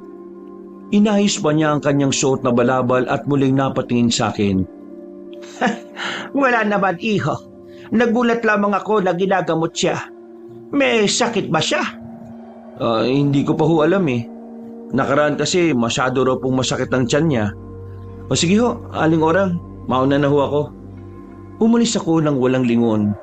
Hindi ko na siya nilingon pa, Kabanong. Ayaw kong makita ang kanyang ekspresyon. Ngunit nararamdaman kong nakatitig siya sa akin. Hindi man ako lumingon ay ramdam ko. Nagtayuan din ho kasi ang mga balahibo ko, lalo na sa sentido. Kaya naman binilisan ko ang aking hakbang. Pakiwari ko'y hindi na sumasayod sa lupa ang mga paa ko. Pinagpapawisan naman ako dahil habang nagmamadali ako'y pakiramdam ko hindi ako umaalis sa nilalakaran ko. Halos umiyak na ako, Kabanong, sa takot dahil para akong binabangungot ng gising. Animoy may kung anong kilabot ang gumagapang sa aking kaibuturan. Pakiramdam ko'y nasa paligid ko lang si Aling Orang. Nakatitig ng masama at parang bumubulong. Napapaisip pa ako kung anong meron sa matandang nagtitinda ng balot na ito. Sino siya o ano siya? Nasa ganun akong tagpo na may tumawag ng pangalan ko at paglingon ko'y si Thelma at Ruel. Tinatanong nila ako kung ano ang nangyari. Ngunit hindi ko sila pinansin at nagpatuloy ako sa paglalakad. Lagatak ang pawis ko habang hinahabol ko ang aking hininga. Isa pa, hindi yun ang oras para patulan ko si Ruel. Hindi mo na yun ang tamang panahon. Salamat ka, Iwok, at naagapan natin ang sisiw sa tiyan mo. Dahil kung hindi, magiging kauri ka na rin ng aswang. Ang isang mainam ay hindi ka pa nakainom ng dugo o kahit anong uri ng dugo ng mga nabubuhay. Ano hong ibig niyong sabihin, Mang Poldo? Napatingin sa akin si Mang Poldo at napatingin kay Iwok na sinabayan pa niya ng isang malalim na buntong hininga. Muntik nang maging aswang ang kaibigan ko. Niyanggaw siya. Ang mainam maliit pa ang sisiw sa kanyang tiyan at di pa siya nakakainom ng dugo ng hayop. Hindi naman ito malakas na aswang. Isa lamang mababang uri ng aswang ang nangyanggaw sa kanya. Ganun pa man, mahirap nang tanggalin ang yanggaw kapag lumaki na ang sisiw sa tiyan ng biktima. Saan ba nakuha ni Iwok yung yanggaw niya? Ibig ko pong sabihin paano siya nayanggaw? Maaaring sa pagkain. Hindi naman kaya sa mga inumin o sa tingin ng isang aswang. Kapag nakipagtitigang ka sa aswang maaari kang mahawaan o mayanggaw. Kung kanyang nanaisin at kanyang maibigan ang isang tao. Sa takot ko na mayanggaw, Kabanong, nagpasuri na rin ako. Para namang nabunutan ako ng tinik sa dibdib nang sabihin ni Mang Poldo na huwag akong mag-alala dahil maayos ang aking kalagayan. Malakas ang sistema mo, iha. Mukhang mahihirapan ng aswang na yanggawin ka. Sa totoo lang ho, kinabahan ho talaga ako eh. Pero wala na ho bang yanggaw si Iwok? Wala na. Dahil natanggal ko na ang sisiw sa tiyan niya. Hindi pa naman kumakalat ng kamandag ng aswang sa katawan niya. Kung ating ihahalin tulad sa halaman ay hindi pa sumisibol at maliit pa ang ugat. Madali pang bunutin. Bakit? Takot ka bang maging aswang ako? Kung maging aswang man ako mamimili ako ng magagandang kakainin, no? Uy, kaya ka hindi naging aswang may pagkamanyakis ang utak mo eh. Natawa naman si Iwok sa sinabi ko. Masaya ko, Kabanong, na maayos na ang kalagayan ng kaibigan ko. Sa mundong ito, siya lang ang namumukod tangi kong kaibigan. Siya lang din ang nagiging karamay ko sa lungkot. Marami man akong kaibigan, Kabanong, dahil pala kaibigan naman akong tao. Ngunit iba si Iwok sa kanilang lahat. Dahil siya lang ang kaibigan ko na sinasamahan at dinadamayan ako sa problema. Saan mo ba nakuha yung yanggaw mo? Baka nga daw sa ang ibig kong sabihin kailan nagsimula. Napaisip naman si Iwok. Malakas kasi ang kutob ko, Kabanong, na baka nagsimula ang lahat sa araw na kumain siya ng balut. Gusto ko lang makasiguro na tama ang aking kutob. Naalala mo nung lumiban ako sa trabaho? Sinabi kong sumakit ang tiyan ko. Doon nagsimula. At agad rin naman akong ginamot ni Mang Poldo noon. 1 linggong gamutan ginawa niya hanggang sa heto, tapos na. Hindi kaya dahil sa balot? Nanlalaki naman ng mga mata ni Iwok na nakatingin sa akin. At sa totoo lang, Kabanong, ay kinabahan ako para sa pagtitig niya. Natakot ako na hindi maunawaan kung ano ang dapat na maramdaman. Oo, tama. Doon nagsimula ang lahat. Hindi nakain ng pamilya kong balot na yun dahil nabahuan sila. Akala namin sira kaya tinapon ko na lang. Si Ann ba, nakakain nun? Napatayo ako, Kabanong, sa sobrang kaba. Hindi ko alam ano ang aking gagawin. Nanginginig ang buong katawan ko, ang buong sistema. Hindi ko alam kung ano ang una kong sasabihin, Kabanong. Hindi ko alam kung ano ang aking gagawin. Kumusta ang kapatid mo, iha? Diyos ko, huwag niyo pong ipaintulot. Diyos ko po. Pre, bakit? Nung araw na kumain siya ng balot, nanakit din yung tiyan niya. Ilang araw ko siyang hindi napansin dahil naging abala ako sa trabaho. Diyos ko, Mang Poldo, pakiusap po. Punta mo kaagad ang kapatid ko. Sige, iho. Tayo na, ha? Hindi pa man natapos ni Mang Poldo ang kanyang sasabihin, ay nakarinig kami ng malakas na sigaw. Agad kaming lumabas para tingnan kung sino ang nagsisisigaw na yun. Pinsan ko pala, Kabanong. Nagmamadaling hinahanap ako. Nagtataka pa ako't namumula siya na animoy takot na takot. Tinanong ko siya kung ano ang nangyari. Halos himatayin ako nang sabihin niyang kinain ni Ann ang mga manok ni tatay. Diyos ko po! Tara, samahan na kita! Hindi, magpahinga ka muna. Ako na sasama. Tara na, iyo. Tayo't magmadali na. Kabanong, wala po kaming sinayang na oras ni Mang Poldo. Halos liparin po namin ang kalsada, makarating lang kagad sa bahay. Halos hindi na po lumalapat sa lupa ang paa ko. Dahil ang naisip ko sa oras na yon ay ang aking kapatid. Tandang-tanda ko noon, mag-aalas 6 na ng hapon. Nag-aagawan na ang liwanag at kadiliman kung sino ang maghahari sa mundo. Nabutan namin si Ana pinipigilan ng aming mga kamag-anak. Nagwawala ito at puno ng dugo ang kanyang katawan. Dali-dali ako lumapit sa kanya at tinawakan ko siya sa pisngi. Tinawag ko pa ang kanyang pangalan ngunit hindi niya na ako nakikilala, Kabanong. Kahit anong gawin kong tawag sa kanya'y wala na sa akin ang kanyang atensyon kundi nasa mga hayop na nagkalat ang dugo. Diyos ko po, Arvin. Itali niyo si Ann sa kanyang silid. Uhaw na siya sa dugo't laman. Magmadali para maagapan ko pa. Dali-dali naming ipinasok si Ann sa kanyang silid. At maging kami ay halos masuka. Napakabaho ng kanyang silid at nagkalat ang dugo sa kanyang higaan. Marami ring mga sisiw na patay na sa sahig. Naiyak ang aking ina dahil hindi man lang namin nabigyan ng pansin si Ann. Hindi namin alam, Kabanong, na maliban sa pagkabigo niya sa pagkain ay may ibang laban pa pala siyang kinakaharap. Isang tahimik na laban na hindi man lang nabigyan ng boses para aming marinig. Sige, higpitan niyo pagkakatali. Lumabas kayo lahat. Ano man ang inyong marinig hayaan niya lang ninyo. Nakiusap ako kay Mang Poldo na sasama ako sa loob. Sinabi naman niyan basta kayanin ko ang aking makikita. Dahil matinding laban umano ang mangyayari. Pumasok na kami sa loob. Naiwan na sa labas ang aking mga magulang. Nag-utos pa si Mang Poldo na magsiga sila ng goma para pangtaboy sa mga aswang. Itapon lang nila sa labas at wag na huwag silang lalabas anuman ang mangyari. Masyado kayo marami dito. Umuwi muna ang iba sa inyong tahanan. Magsarado kayo ng pinto dahil maraming aswang ang darating para kunin si Ann. Kinabahan ako, Kabanong.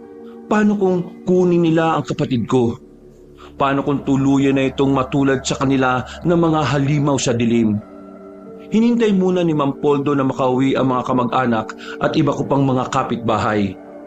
Inutusan rin silang lahat ni Mang Poldo na magsindi ng goma para pantaboy sa mga anak ng dilim. Bago pa man maisara ni tatay ang pinto, ay nakita niyang paparating si Iwok at ang kanyang pamilya. Lumabas muna ako sa silid ni Ann para silipin sila. Di ba mahina ka pa? Sinabi ko naman sa iyo na magpahinga ka muna eh. Kasama mo ba mga kapatid mo? Oo, narito sila. 4 na magkakapatid sila, Iwok. At lahat sila ay lalaki.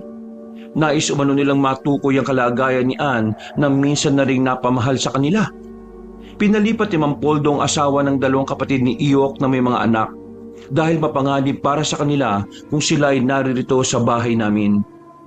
Pinalipat namin ang mga kababaihan sa bahay ni Tia Dolly, kasama ang nanay ko at nanay ni Ewok. Kaming mga kalalakihan lang ang natira kasama ang dalawa ko pang pinsan. Inatasan sila ni Mang Poldo na magsindi ng goma sapagkat sisimulan na ni Mang Poldo ang papapalaya sa aswang. Nagbanggit siya ng mga salitang hindi namin maintindihan. Yun ang naging panimula ni Mang Poldo sa kanyang panalangin na noon ay di ko alam kung anong uri ng salita nang ibig sabihin ay tinatawagan niya ang kanyang mga saluguron na siya ay tulungan. Nagwawala si Ann at pilit na pinipigtas ang pagkakatali sa kanya. May pagkakataon pang kinakagat niya ang mga tali. Ann, pakiusap kapatid ko. Labanan mo sila. Ann, makinig ka, iha. Labanan mo naman ang naririnig mong boses. Narito ang iyong pamilya. Kailangan ka pa nila, iha. Gusto ko kumain ng laman. Gusto ko kainin si Ruel at tayin si Telma. Bigkas ni Ann sa kakaibang boses. Napasigaw bigla si Ann nang latiguhin siya ni Mang Poldo ng latigong gawa sa buntot pagi. Napapayak na rin ako kabanong sa tuwing sisigaw ang kapatid ko sa sakit na dulot ng latigo. Tinis ko lahat ng yon. Kahit masakit ay mas pinili kong tiisin para sa ikabubuti niya. Isa na lamang ang pinanghahawakan ko noon kabanong. Walang iba kundi ang tiwala ko sa Panginoon. Akala ko noon ang pagtataksil ni Thelma ang pinakamasakit na parusa. Akala ko yun na ang pinakamasakit na nangyari sa buhay ko. Mas masakit pala na makita ang kaisa-isa mong kapatid na nahihirapan at wala kang nagawang paraan para masagip siya. Hindi ko pinagsisisihan ng masagip ang kaibigan ko na maaga kong nakita ang kanyang laban, na naagapan agad ang kanyang karamdaman. Ang pinagsisisihan ko sa buhay ko ay naging pabaya akong kapatid. Pakawalan niya ka! Gusto ko ng daga! Nauuhaw na ka! Pakawalan na ninyo ako! Ann, pakiusap. Labanan mo yung kamandag na yan. Pakiusap, Ann. Alam ko na kaya mo. Hindi pa ako handa na mawala ka sa amin, Ann. Hahamakin ko, Ann, ang lahat. Kahit makipagpatayan ako sa aswang gagawin ko. Bumalik ka lang. Malakas na alulong kabanong ang aming narinig. Nakakapanindig balahibong mga tunog. Lalong nagwala si Ann. Lalabas sana si tatay para makipaglaban sa aswang, ngunit pinigil siya ni Ewok. Pinigilan din siya ni Mang Poldo dahil hindi yun ang tamang paraan para mabawi si Ann. Ngunit nagmatigas ng ulo si tatay. Ayaw niyang paawat na nagdulot ng ingay sa loob ng bahay. Naririnig na rin naming nag-iiyakan na sila nanay sa kabilang bahay. Naunawaan ko siya kabanong. Naunawaan ko ang pag-ibig niya bilang ama kay Ann. Ngunit ayaw ko rin siyang mapahamak sa labas. Wala naman siyang kapangyarihan o anting-anting na pwedeng kumitil ng buhay ng aswang. Hindi na ako nakatiis kabanong. Tumayo na ako at sumigaw ng malakas na ikinagulat nilang lahat. Ay! Gusto na! Kanig ka naman oo! Nauunawaan ko ang galit mo! Pero tay, kailangan ka ni Ann. Kung mapapatay ka ng aswang, kahabang buhay na sisinian ang nangyari sa inyo. Hayaan mo na si Mang Poldo. Mas mainam kung manalangin na lamang tayo. Natigilan naman si Itay sa sinabi ko't naupo na lamang saka umiyak. Alam ko kabano kung ano ang kanyang nararamdaman. Naintindihan ko ang kanyang pagnanais na matulungan ng aking kapatid. Pinakalma si Itay ni Tatay Joel at sinabihang magtiwala lang sa Panginoon at malalampasan din namin ang pagsubok na ito. Muli naming narinig ang mga nakakatakot na tunog sa paligid. Mga tunog na akala mo mga ibon na nag-aaway. Pinahira ni Mang Poldo ang tiyan ni Ann ng langis na di ko alam saan ginawa. Naghihiyaw ang kapatid ko na halos mapigtas na ang kanyang lalamunan. Bigla akong nagpalinga-linga nang may marinig akong tunog ng sisiw. Hinanap ko kung saan ito naroon, ngunit wala akong makitang sisiw. Hindi mo talaga mahanap yan, iho. Kasi nasa loob ng tiyan ito ni Ann. Nanlalaki ang mga mata kong nakatingin kay Mang Poldo kabanong. Mga tinging naguguluhan, kinakabahan at natatakot. Napatingin ako sa kapatid kong nanlilisik ang mga mata na parabang sinasapian na ng kung anong masamang nilalang. Napapayak ako kabanong sa sinapit ng aking kapatid. Kung pwede lang na ako lang ang umako sa pinagdaraanan niya ay gagawin ko. Mukhang malala na to, Arvin. Malaki na ang siso sa kanyang tiyan. Unti-unti na kinakain na kamandag ang buo niyang sistema. Pakiusap po, Mang Poldo. Gawin niyo po makakaya niyo. Pakiusap po. Kuya, kukunin na nila ako. Pagod na ako, kuya. Prayin niyo na lang ako, pakiusap. Hindi, bunso. Lalabanan natin to. Lalabanan natin ang kamandag ng aswang. Ipinapangako ko na gagaling ka. Pagod na ako, kuya. Awa niyo na. Halos pakiusap sa amin ni Ann. Parang dinudurog ang puso ko sa nakikita ko. Hinawakan ko siya sa kamay habang nakikiusap kay Mang Poldo na gawin ang lahat para gumaling lang ang kapatid ko. May isang paraan para mabawi natin ang kapatid mo, iho. Pero masyado mapanganib ang bagay na ito. Kahit ano po, Mang Poldo, susuungin ko. Mailigtas ko lang ang kapatid ko. Napatingin sa akin si Mang Poldo na sinabayan niya ng malalim na buntong hininga. Ano man ang kahinatnan ng aking kakayanin, kahit gaano man pa kapanganib ay aking susuungin. Kailangan natin magtungo sa lungga ng mga aswang. Kailangan mailibing natin ang mga kuhol na may buhok ni Ann sa bahay ng aswang. Paano natin malalaman, Mang Poldo, kung sino ang aswang? Kung sino ang nagtitinda ng balot, iho. Dahil sa balot nagsimula ang lahat. Si Aling Orang? Siya pong nagtitinda ng balot. Sa kanya kami bumili. Muling lumakas ang tunog ng mga aswang. Animoy, nagwawala silang mga baboy ramo. Muli na naman akong nakaamoy ng sinunog na goma na sinindihan ni Iwok at ni Itay. Lumabas kami para sabihin ang aming balak. Nais namang tumulong ng aking mga pinsan, ngunit sinabi ko na masyado mapanganib ang aming gagawin. Ngunit sinabi nilang handa silang makipaglaban para sa aking kapatid. Natuwa naman ako kabanong na maraming nagmamahal kay Ann. Ganun siguro talaga kapag mabuti kang tao. Ko, ang dalawang pinsan ko at si Mang Poldo ang aalis para sumugod sa kuta ng mga aswang. May iwan si Iwok para siya ang hahagupit kay Ann habang wala kami. Si Tatay Joel ang magpapahid ng langis kay Ann, habang si Itay at ang tatlo pang kapatid ni Iwok ang magsisindi ng goma. Iwok, huwag mong tatantanan sa paggagupit si Ann, ha. Huwag kayong maawa kung magpapaawa siya. Hindi na siya yan. Huwag rin ninyong hayaang makalapit si Andres sa kanya dahil maaawa lang siya. Nasusunod po, Mang Poldo. Gagawin po namin ni tatay ang lahat para kay Ann. Mag-iingat po kayo. Ikaw rin, pre, Alvin. Pakiusap, bumalik ka ng ligtas, ha? Makakaasa ka, Iwok. Babalik kami ng ligtas. Sa likod kami ng bahay dumaan. Ngunit, bago kami umalis ay binigyan kami ni Mang Poldo ng tig-iisang kwintas na panlaban sa aswang. Huwag daw namin itong huhubarin at sisikaping huwag maputol at mawala para sa aming kaligtasan. Tandaan nyo, talasan nyo ang inyong mga mata at pakiramdam. Kailangan maunahan natin ang mga aswang sa mga bahay nila. Kailangan mapatay natin ang nanghawa. Siya ang pangunahing pakay natin. Ano pong mangyayari sa mga nahawaan, Mang Poldo? Gagaling ang mga hindi sinasadyang mahawaan. Ngunit ang mga nagpahawa na bukal sa kanilang loob ay mamamatay kasama ng nangyanggaw. Binaypay namin kabanong ang kagubatan. Masukal ito, ngunit hindi ko ito alintana. Hindi ko iniinda ang mga tinik na aking maaapakan dahil sa nakabalot na kadiliman. Ang tanging nasa isip ko'y mailigtas ko ang aking kapatid. Humanga rin ako kay Mang Poldo. Sa kabila ng kanyang katandaan ay makikita mo ang liksi sa kanyang katawan. Kung papaano siya kumilos sa dilim na parabang umaga lang sa kanya kung kanyang suyuri ng gubat. Napahinto kami nang sabihan niya kaming huminto.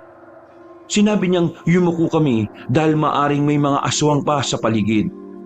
Tingnan mo ang mga bahay nila, nakatalikod sa araw. Ngayon, ikaw ang magtatalim ng kuhol sa mismong pinto ng bahay ng mga aswang. Huwag ka matakot. Naririto lang kami, aalalay sa'yo. Opo, sige po. Arvin, tandaan mo. Huwag ka palilin lang sa anumang makikita mo. Magaling silang manlinlang ng tao. at manggaya ng mukha. Kaya mag-iingat ka.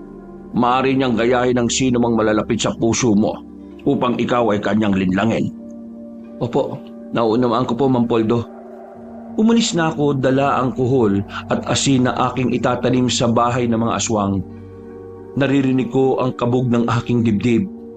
Dahil sa totoo lang, natatakot talaga ako, Kabanong.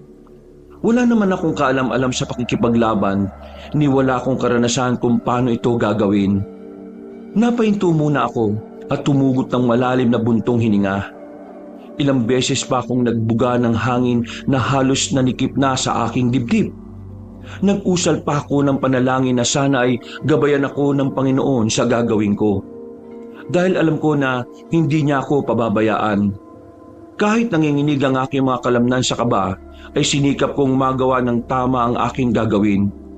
Sa awa ng Panginoon, Kabanong, ay nailibing ko ng maayos ang mga kuhol. Pagkatapos kong ilibing lahat ay naupo ako sa pintuan ng bahay na nasa gitna. Sa wari ko'y ito na nga ang bahay ng pinakapinuno. Sinabi sa akin ni Mang Poldo na umaupo lang ako sa bungad ng pinto ng bahay ng aswang. Ginawa ko naman, Kabanong. Nanginginig akong umupo sa bahay ng aswang. Ngunit nagtiwala na lamang ako sa mga kasamahan kong sinasabi nilang nasa paligid lamang sila.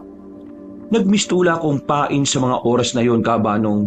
Ngunit tinapangan ko na lang ang aking sarili para sa aking kapatid. Maganda kayo. Kailangan nating masugatan ng mga aswang. Tinanong ng dalawa kong pinsan kung kakayanin ba namin ang mga aswang. 4 lamang kami kumpara sa mga ito. Huwag kayong mabahala. Hindi lang naman tayong 4 na makikipaglaban. Nariyan na ang mga kasamahan ko sa paligid para tumulong sa atin. Samantala, Kabanong, sa aming bahay, ito'y ayon sa kwento sa akin ni Iwok, nais ko lang ibahagi sa inyo kung paano sila nakipaglaban habang wala kami. Patuloy daw si Iwok sa paglalatigo kay Ann. Ayon sa kanya, masakit man sa loob niya, ay ginawa niya ang kanyang tungkulin na ibinili ni Mang Poldo sa kanya. Sabi pa noon ni Iwok, munti ka na siyang malinlang ni Ann. Nagpapaawa kasi ito sa kanya na siya ay kalagan. Kuya, kalagan mo na ako. Parang awa mo na, kuya.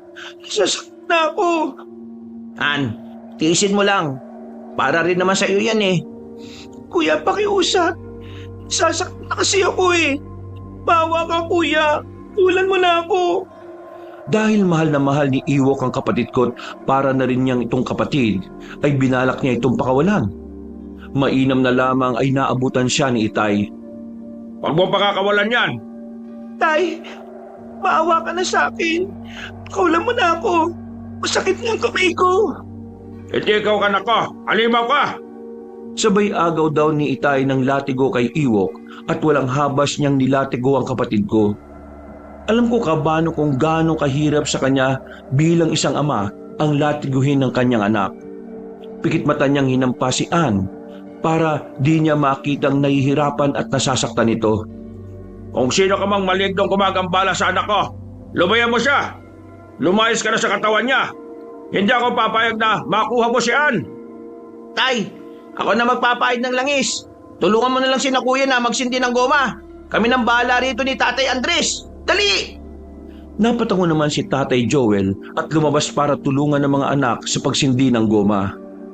Nang gabing yun, Kabanong, para kina Iwok ay nagmistulang katatakutan sa buhay nilang lahat. Sa buhay namin na di namin makakalimutan. Akala ko noon, sa palabas lang makikita ang aswang. Meron pala talaga sa totoong buhay at isa si Ann ang patunay. Patawarin mo ako, anak. Ngunit kailangan kong gawin to para sa iyo. Hindi ka namin isusuko, anak. Hindi kami susuko makipaglaban sa kanila. Tay, pagod na po ako. Patay na po ninyo ako. Bunso, hindi tayo susuko. Hayaan mo sila sumuko. Isipin mo na lang ang kuya mo. Sinuong niya ang panganib para sa iyo, Ann. Kaya lumabang ka, pakiusap. Uni, huwi, guho ka. Ang ibig sabihin nun, Kabanong, ay mamamatay daw ako. Sabi ni Iwok noon ay muling hinagupit ni tatay ng latigo si Ann na ikinasigaw naman ng kapatid ko. Panay tawa at iyak daw ni Ann. Para bang nakikipag-agawan si Ann sa kanyang sariling katawan na nais agawin ng aswang. Kung ano man ang sinasabi mong maligno ka, Hindi ko hahayaang maganap. Kaya manahimik ka. Agad daw na nilatigo ni tatay si Ann dahilan para magsisisigaw ang kapatid ko. Halos mapigtas na ang lalamunan ni Ann kakasigaw. Hindi na ininda ni tatay ang aura niya para kay Ann. Dahil ang nais lang niya ay ang makalaya na ang kapatid ko sa kamandag na mga aswang. At habang kinukwento sa akin yun noon ni Iwo Kabanong, ay proud ako sa tatay ko. Bumalik tayo sa sarili kong kwento. Habang nakaupo ko sa bungod ng pinto ng bahay ni Aling Orang, ay panay ang aking buga ng malalim na hininga. Aaminin ko, natatakot ako para sa aking sarili, Kabanong. Naalala ko ang sinabi ni Ma'am Poldo na huwag akong aalis kahit anong mangyari. Huwag kong hayaang makapasok ang aswang sa loob ng bahay niya. Panginoon ko, tulungan niyo po ako. Hindi ko po kakayanin mag-isa ang laban na ito. Pakiusap, Ama. Nagsusumama po ako. Nasa ganun akong panalangin nang may bulto akong nakita sa di kalayuan. Inihanda kong sarili ko sa maaring pagsugod ng aswang. Maigpit kong hinawakan ng garapon ng asin. Kulang na lang ay yakapin ko na ito. Pinilit kong inaninag ang bultong nakatayo sa di kalayuan. Maya-maya'y narinig ko itong umiiyak. Kuya! Tulungan mo ako, Kuya! Ha? Ann? Ikaw ba yan? Kuya, tulong! Hindi ko na kaya! Pagod na ako, Kuya! Ann! Bababa na sana ako ng hagdan nang maalala ko ang sinabi ni Ma'am Poldo na huwag akong palilin lang. Kaya bumalik ako't kinuhang muli ang asin at niyakap ng mahigpit. Muling nagsalita ang nilalang, ngunit boses naman ng aking ama. Arvin, anak! Umuwi ka na! Hayaan mo na kapatid mo! Hindi na natin siya maliligtas! Hindi ito ang aking ama. Kahit kailan hindi susuko ni Itay ang aking kapatid o kahit na sino sa amin. Alam ko na kahit kailan hindi sasabihin ni Itay ang bagay na yon. Hindi ikaw ang Itay ko! Lumapit ka rito! Tara, magtuos tayo! Ang tapang mo naman para hamulin ako, mortal! Sino ka ba?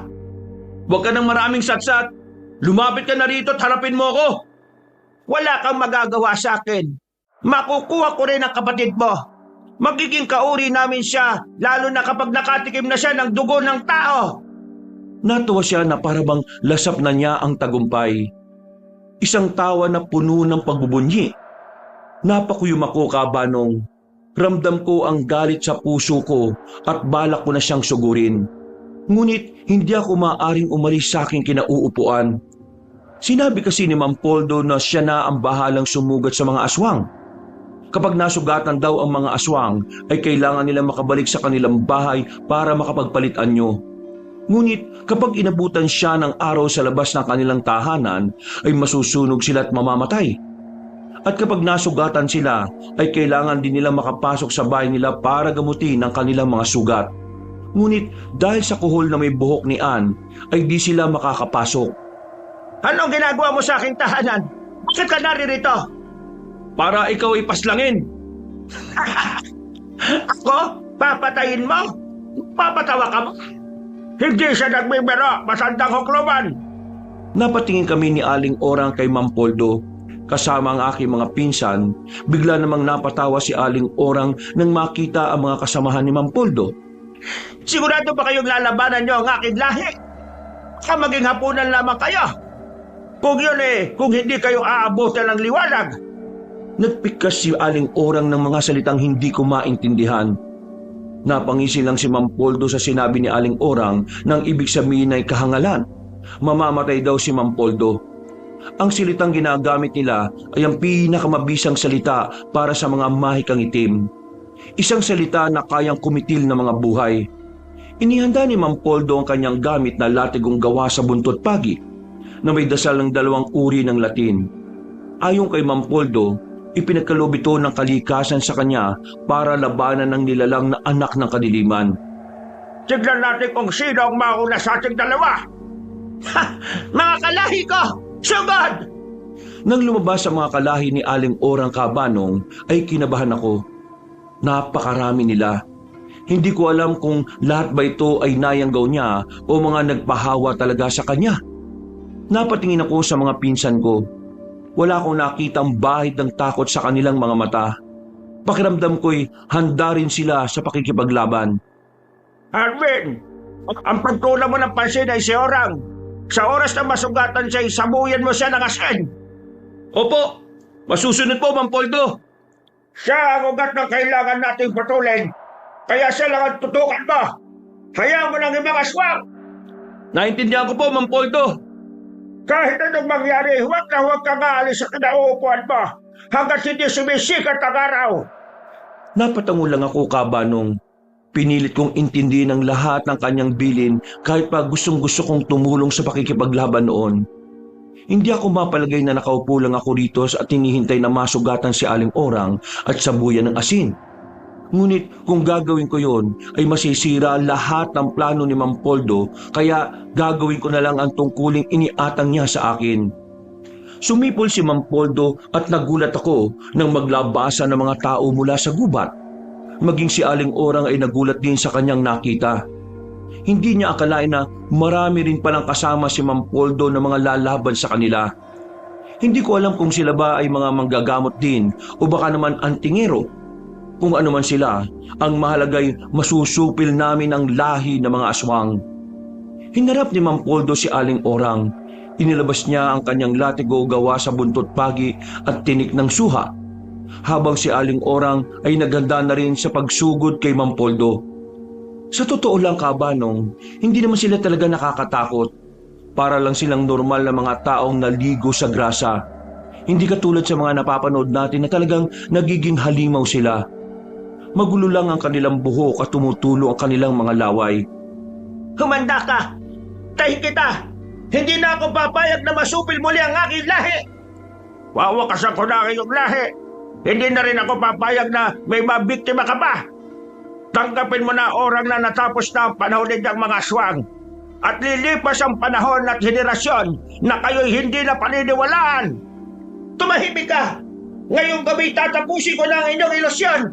Uubusin ko ang lahi mo. Kami na ang maghahari sa lugar na ito. Bago kang mangarap, magising ka muna dahil baka nananaginip ka lang. Saad ni Mang Poldo sabay sugod kay Aling Orang.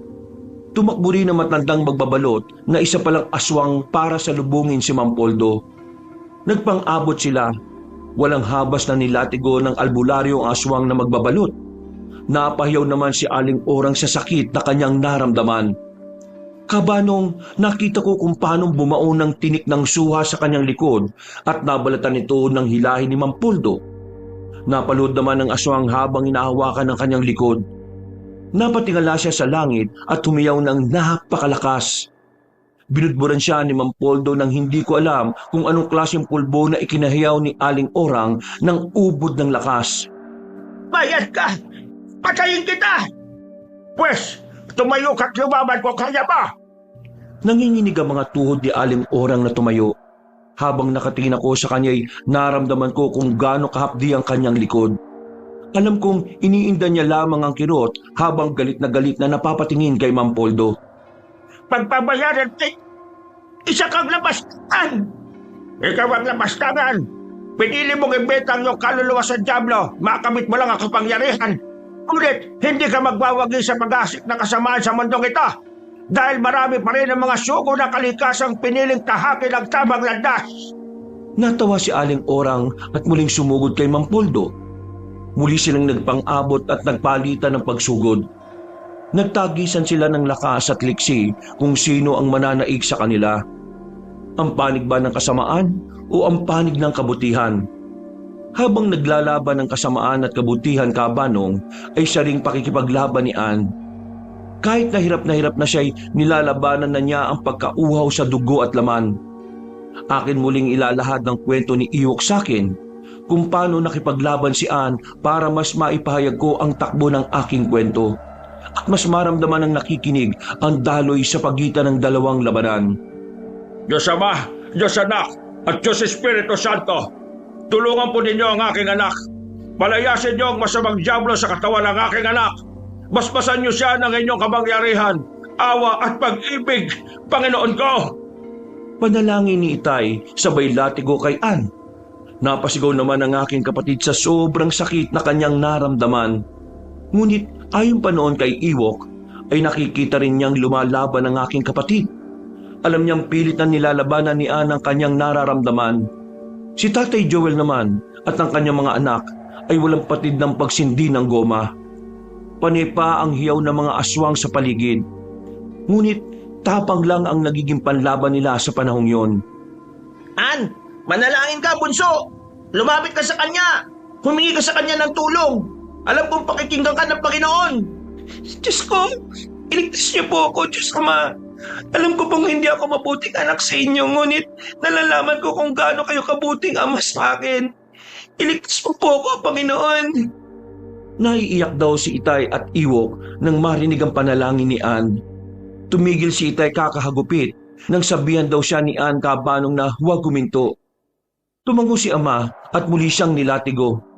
At habang ginagawa yun ni Ama ay siya rin paghingi niya ng tawad kay Ann. Anak, patawarin mo ako sa hagupit ko. Mahal na mahal kita, anak. Kaya tinitis kong makitang nasasaktan ka. Lalaban tayo, anak.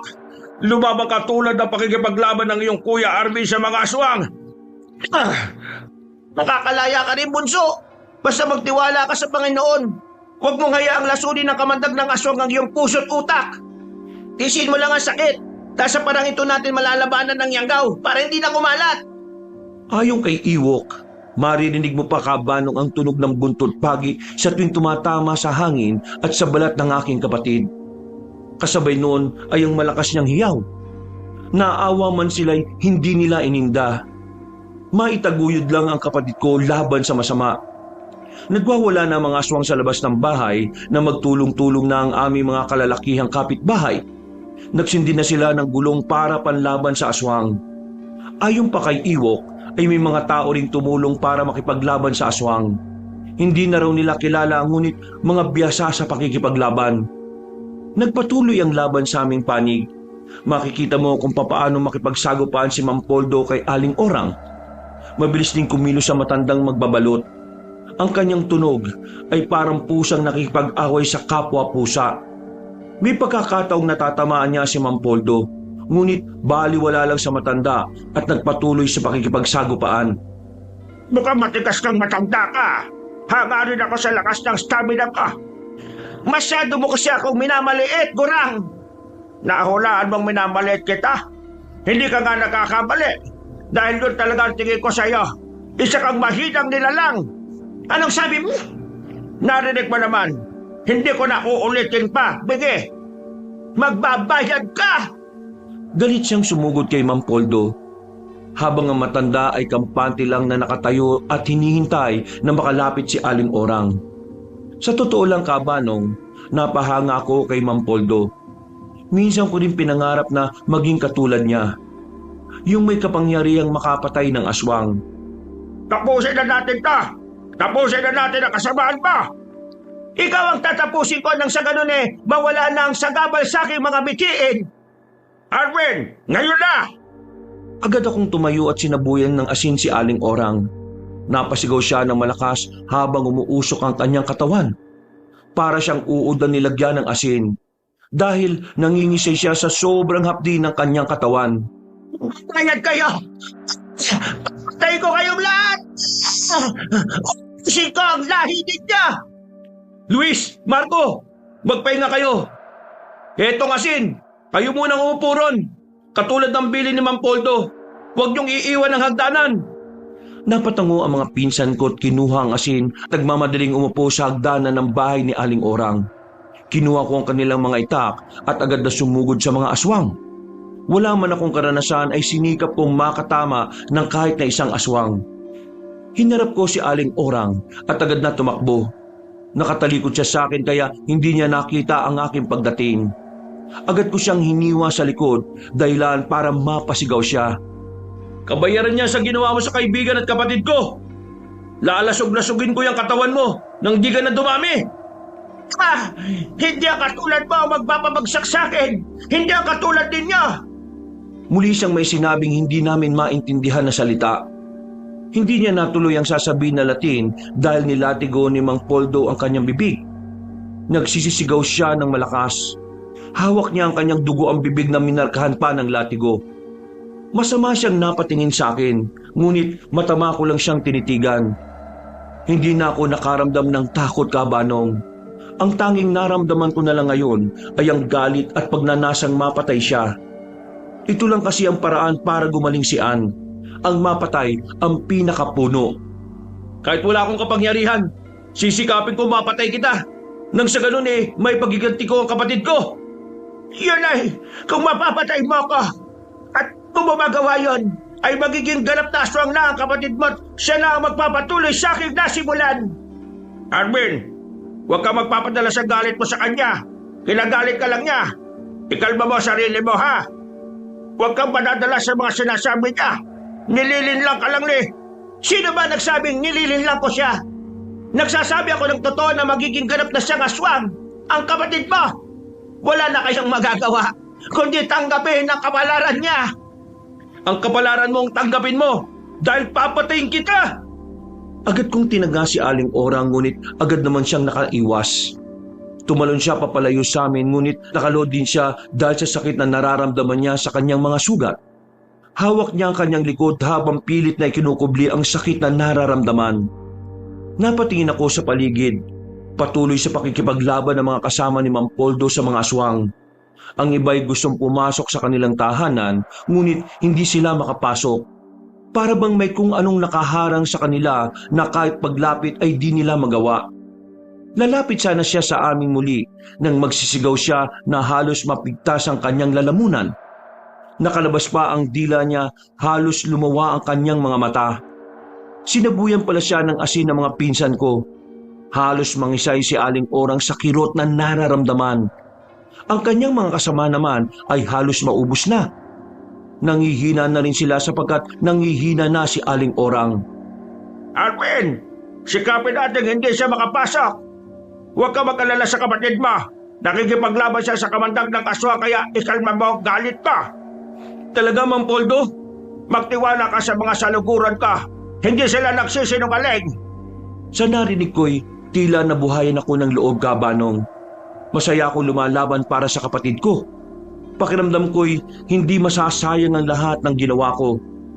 Tunay ngang napakabuti, Kabanong, ng Panginoon. Isa siyang mabuti at mapagmahal na ama. Basta magtiwala ka lang sa kanya. Ha? Nakatawa kayo mga takbo. Tahangal!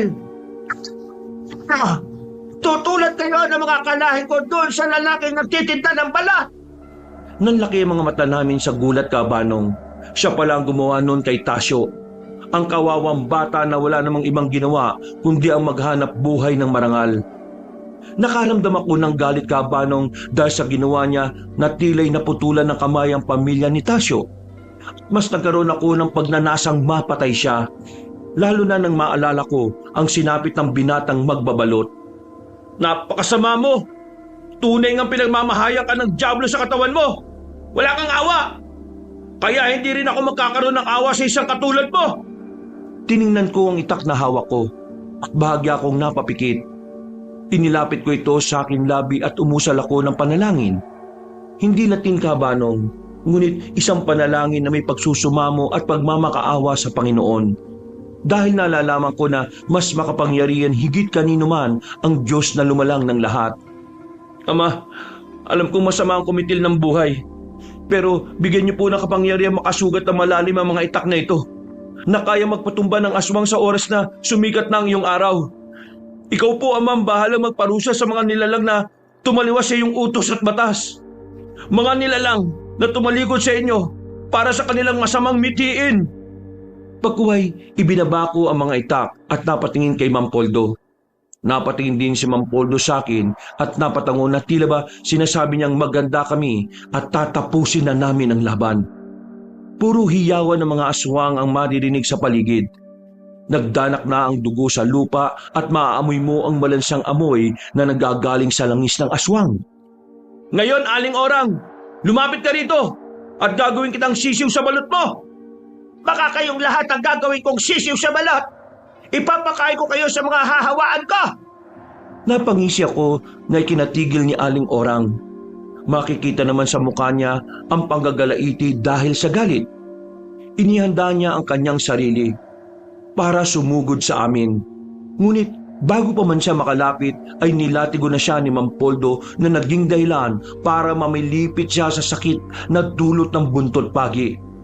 Totoo ngang ang buntot pagi ang kahinaan ng mga aswang, lalo na kapag may halo ng tinik ng suha. Habang abala kami kabanong sa pakikipaglaban, ay patuloy pa rin ang pakikipag-usig ni Ann sa kanyang sarili. Ito ay base sa kwento ni Ewok na aking ilalahad pang muli. Ayon sa aking kaibigan, nilalabanan pa rin niya ang kamandag na kumakalat sa kanyang katawan. Habang nilalatigo ni tatay si Ann, ay dumating daw si Ruel sa bahay nung araw na yon, kasama ng taksil kong asawa. May dala siyang tawas na may langis at sinabing ipainom kay Ann para maisukan nito ang kamandag ng aswang. Paano kami magtitiwala sa iyo Taksil ka't manluloko. Sinama mo pa itong haliparot na babaeng to. Huwag ka na magpapakita kay Ann. Baka ikaw pang maging dahilan na tuluyan siyang maging aswang.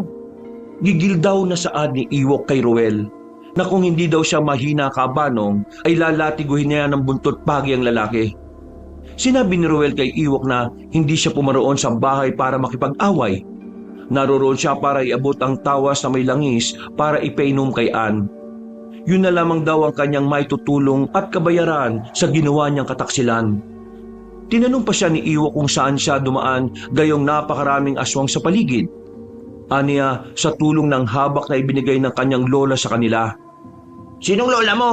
Wala akong matandang may lola kang may anting-anting Sinabi ni Ruel na nagmula yon sa Leyte na lola niya na kapatid ng kanyang lola. Nalaman daw niya ang nangyari kay Ann, kaya hindi siya nagdalawang isip na pumunta rito upang ihatid ang langis. Mabisa umano ang langis na yon sapagkat may dasal yon ng mga albularyo sa Leyte. Magagaling daw ang mga albularyo yon kaya wala daw dapat ipangamba si Ewok. Ewok, halika, subukan natin. Wala namang mawawala. Sinabi ni Ruel na kapag berde ang naisuka ni Ann na may halong itim, ayun na ang kamandag. Kailangan din daw niyang mailuwa ang sisiw.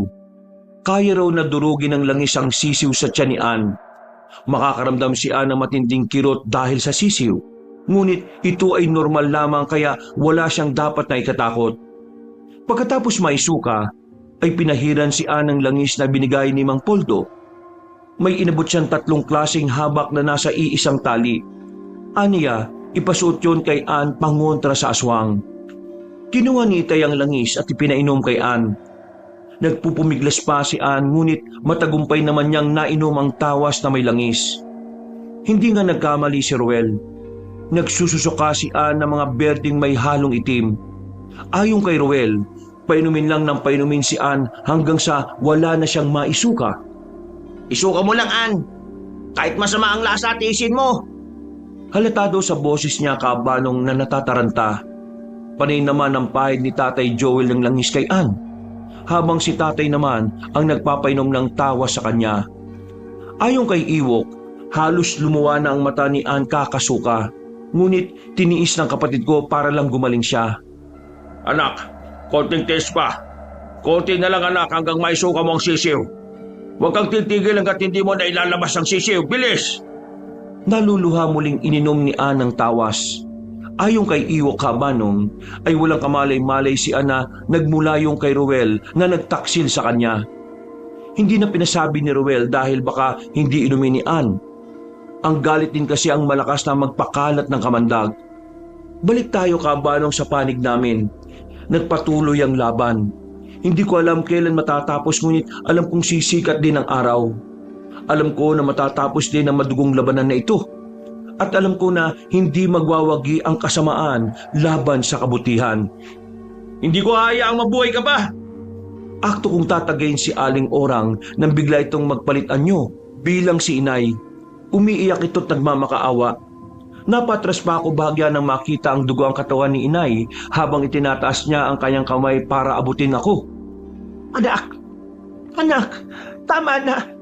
Tulungan mo ako, anak! Masakit lang katawan ko! Inay? Anak! Tulungan mo ako! Nang awa mo na!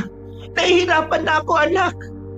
Napatingin ako kay Mang Poldo at sa mga pinsan ko. Limpa na napatingin ang albularyo sa langit na malapit ang sumikat ang araw.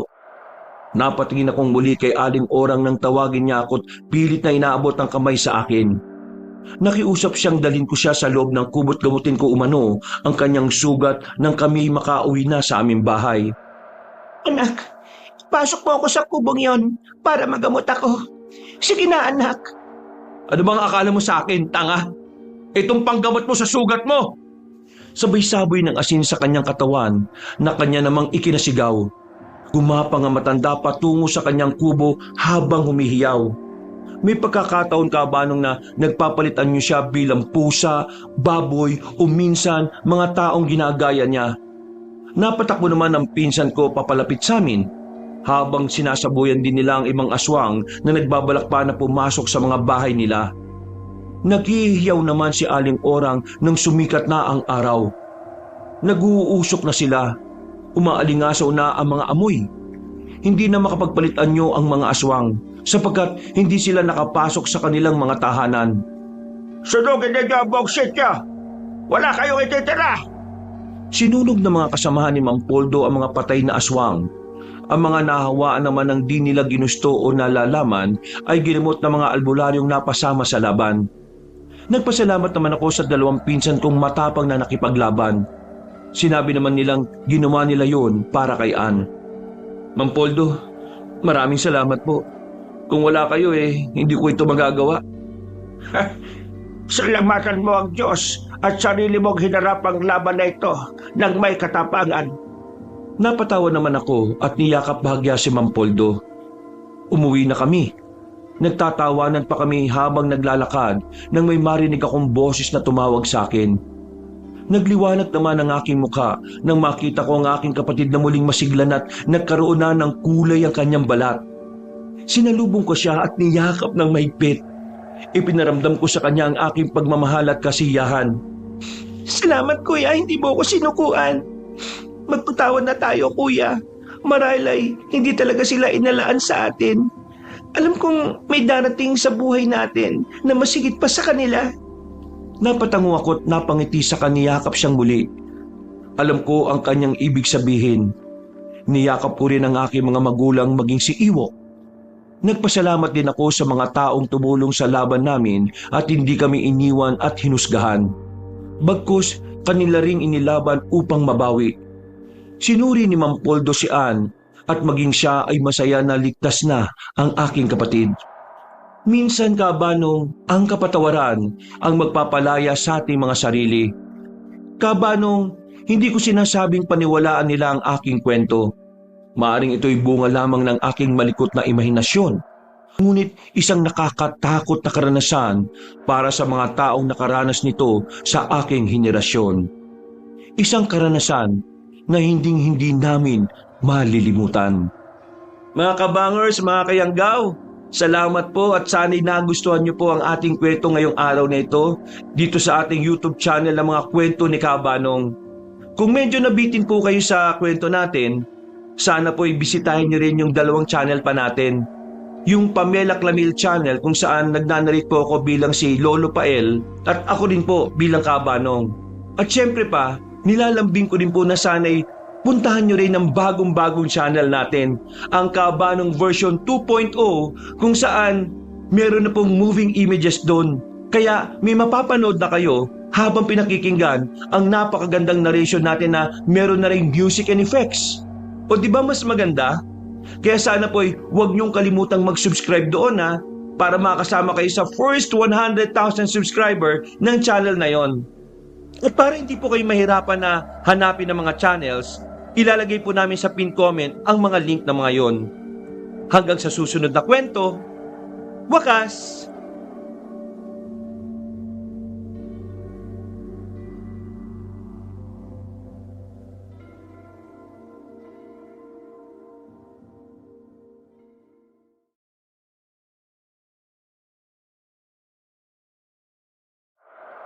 Ang balot ay isa sa mga